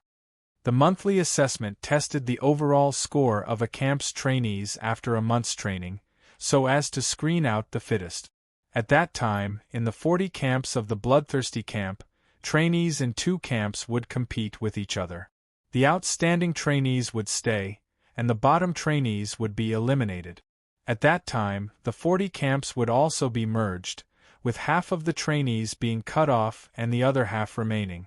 Therefore, for the trainees in the entire camp, no one dared to take the monthly assessment lightly in more than 10 days. It was worth mentioning that trainees who failed in the daily training would also be directly eliminated as before. In short, if a trainee wanted to stay in the bloodthirsty camp, he would be eliminated if he couldn't complete the daily training. After completing the training, he would still be eliminated if his score was at the bottom. Under such layers of screening, the trainees who could stay were naturally the elites of the elites and the geniuses of the geniuses. Well, I'll wait for the monthly assessment and see if the little bastard Lin soon dares to show up. Shin Wenbin gnashed his teeth and said with resentment. On the other side of the canteen, Shi Yu was eating slowly. After a while, he suddenly smiled as if he was talking to himself. This is definitely not Lin Sun's idea. Next to Shi Yu, there was a cold-looking teenager named Li Qiu.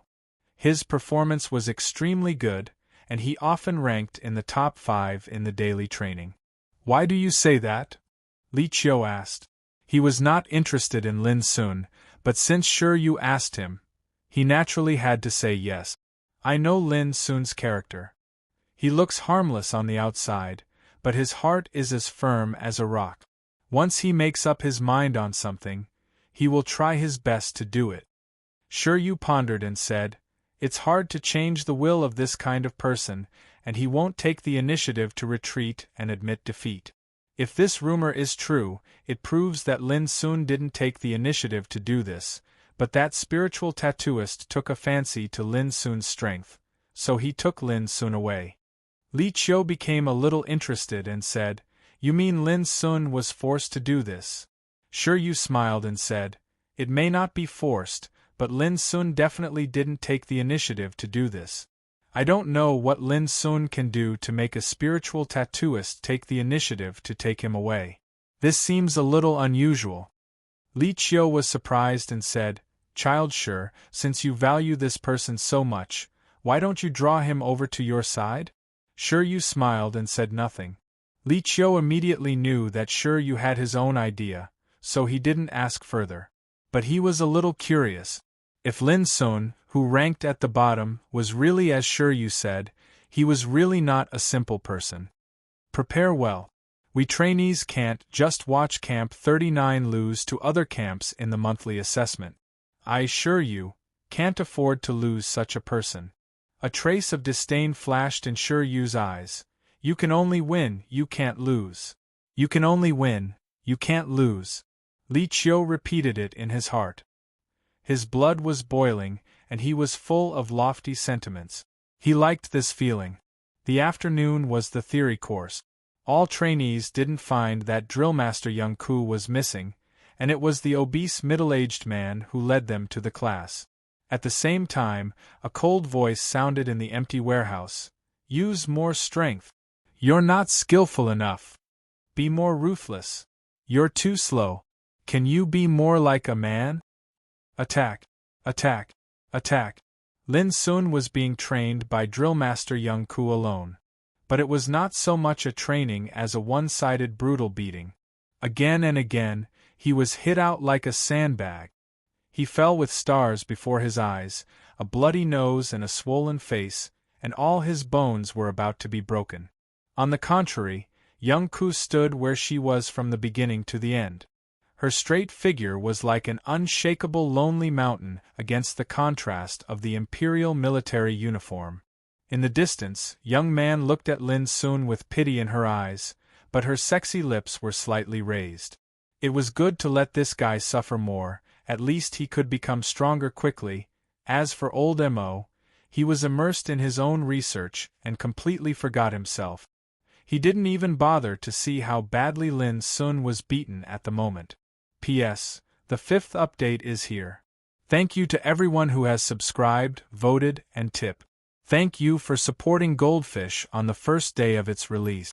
Although there are more than 300 subscriptions, Goldfish will still release 5 updates tomorrow to thank everyone for their support. Chapter 121. For a whole hour, Lin Sun was brutally beaten.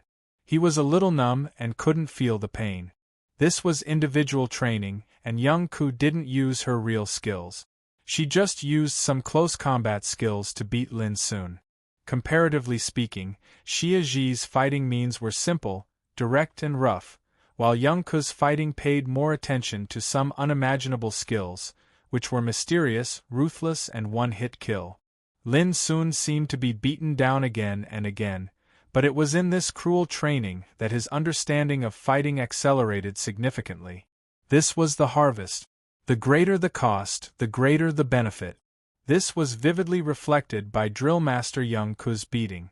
Lin Sun used to think that the separating tendons and dislocating bones skill, he summarized, was very powerful. But when he really fought with young Ku, who had a superb fighting level, he found that he was too naive before. But the more naive it was, the more Lin Sun's unyielding character was aroused. In the process of being abused for a whole hour, Lin Sun showed his tenacious and amazing perseverance and comprehension. Although he was knocked down every time, his fighting methods were obviously changing gradually. This change was noticed by young Ku. She didn't say anything on the surface, but she felt a little strange in her heart. On the first day of the training, she was not optimistic about Lin Sun. Lin Sun's cultivation was too low. Compared with other trainees, his fighting means were not outstanding. Even if Lin Sun was not eliminated in the first day of training, young Ku didn't think that Lin Sun had much possibility to counterattack. All this could be seen from this week's score. From the beginning to the end, Lin Sun was the last one in Camp 39. It was also last night when young man took Lin Sun away that attracted young Ku's attention.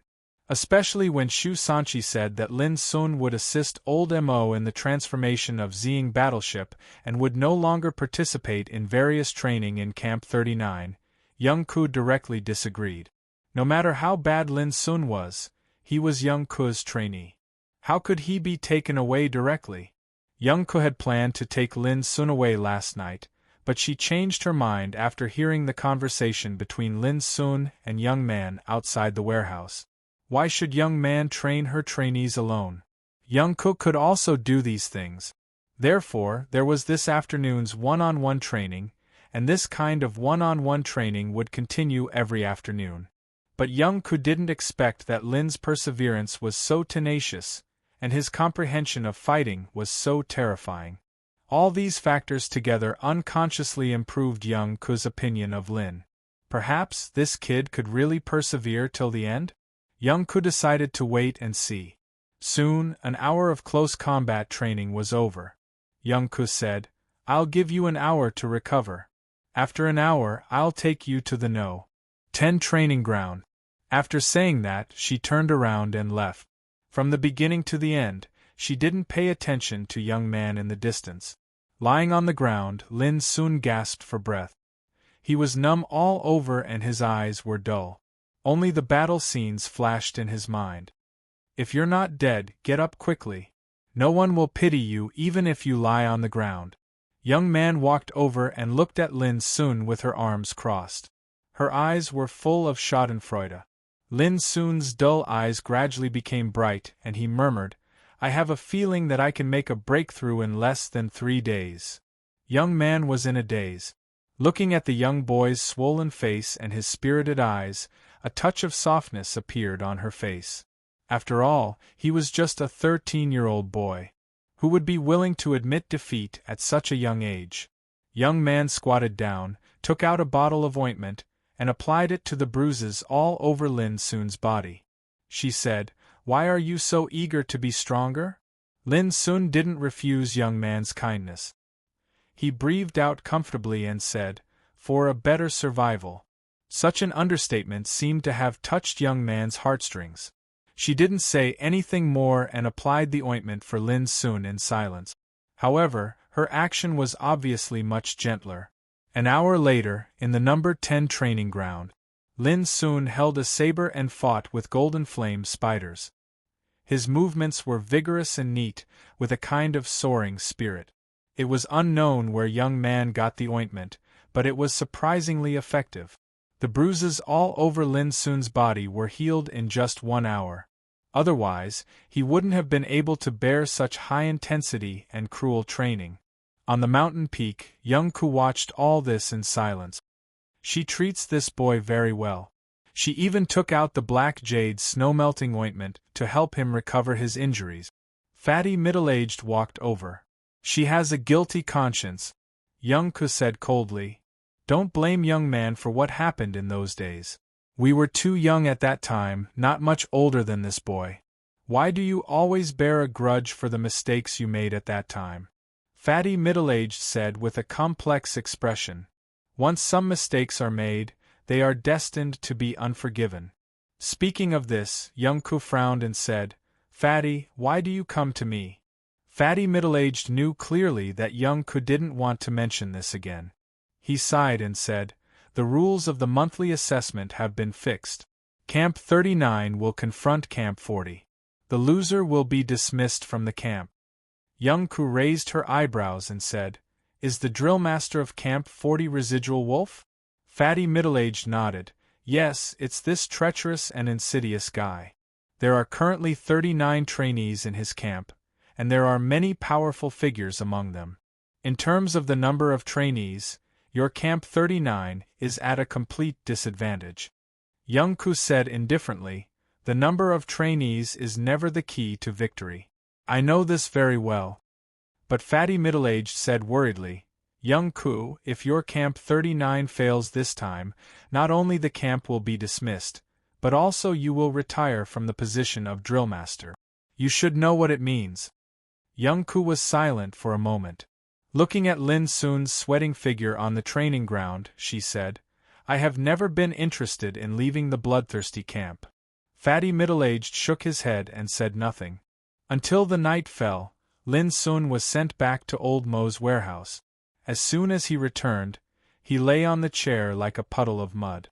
He was too tired. This time, he had fought with the golden flame spider for more than an hour. Lin Sun was on the verge of collapse and almost passed out due to exhaustion. This almost abnormal training made Lin Sun feel indescribable exhaustion and numbness both physically and mentally. Young man prepared dinner. Lin Sun forced himself to keep up his spirits and gobbled up the food. Boy, you can refine the new spiritual furnace tomorrow. You are really a genius. I have a hunch that as long as you do it according to your method, you will definitely succeed this time. Old Mo came to Lin Sun in high spirits and his face was full of joy. Lin Sun answered absent-mindedly, Old Mo, I can't help you when you refine the spiritual furnace. You have to rely on yourself. Old Mo was stunned. You won't do it? Lin Sun said helplessly, I am still a spiritual apprentice. How can I inscribe spiritual tattoo formations? Spiritual apprentice? Old Mo opened his eyes wide. Boy, you won't lie to me, will you? You can come up with such a genius method and draw so many complicated spiritual tattoo formations. How can you say that you are a spiritual apprentice? Lin Sun sighed. Do I need to belittle myself? Old Mo was in a daze. Suddenly, he screamed and pointed at his nose. If you are a spiritual apprentice, I am not even as good as a spiritual apprentice, am I? Lin Sun didn't want to talk anymore. This old man was too competitive. Old Mo looked at Lin Sun as if he was looking at a monster, and suddenly said, With your means, you can totally concentrate on the road of a spiritual tattooist. You will definitely have endless wealth and a respected status in the future. Why do you come to the bloodthirsty camp for training? Lin Sun asked in reply, What about you? Why do you stay in the bloodthirsty camp? Old Mo's expression suddenly became a little complicated, and he said with a little irritation, I offended an old bastard and was forced to come here. I am different from you. Lin Sun narrowed his eyes. Old Mo's position in the bloodthirsty camp was extremely high. How could such a person be forced to hide here? So which big shot did he offend? After a while, Lin Sun said, I am indeed different from you. My purpose of coming to the bloodthirsty camp is very simple. I hope that one day I won't be forced to be like you. This answer seemed to be a little disrespectful to old Mo, but old Mo seemed to understand it at once. He sighed. If I had the same awareness as you, I wouldn't be reduced to such a situation today. As he spoke, he turned around and left with his hands clasped behind his back. His skinny figure was a little bleak and lonely. Who on earth did old Mo offend? Lin Sun couldn't help asking young man, a grandmaster of spiritual tattoos with a high position in the empire. Young man answered casually, as if it was not a secret. A grandmaster of spiritual tattoos. Lin Sun was shocked. He was even more superior than a grandmaster of spiritual tattoos. No wonder old Mo could only be forced to hide here. Offending a grandmaster of spiritual tattoos was more serious than offending a strongman of Tao Insight realm. From this day on, Lin Sun's life became extremely regular, but also extremely hard and abnormal. In the morning, he discussed the spiritual tattoo formation with old Mo and put forward his own suggestions on the transformation of the spiritual furnace of Ziying battleship.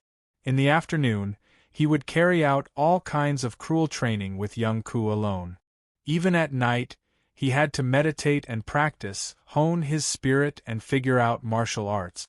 Under such high-intensity operation, Lin Sun wished he could divide the time into two halves. 3 days later, Lin Sun's cultivation smoothly broke through to the 7th level of martial realm, Zaya's Hushin. This time, the strength of his whole body underwent a new transformation. Only in terms of the thickness of his spiritual energy, he was comparable to a strongman at the peak of the 9th level of martial realm. When seeing the test result, young man couldn't help but be moved. She stared at Lin Sun and said, "You are really a monster who doesn't play by the rules. I even doubt whether there is a talent attribute in your body that hasn't been awakened yet."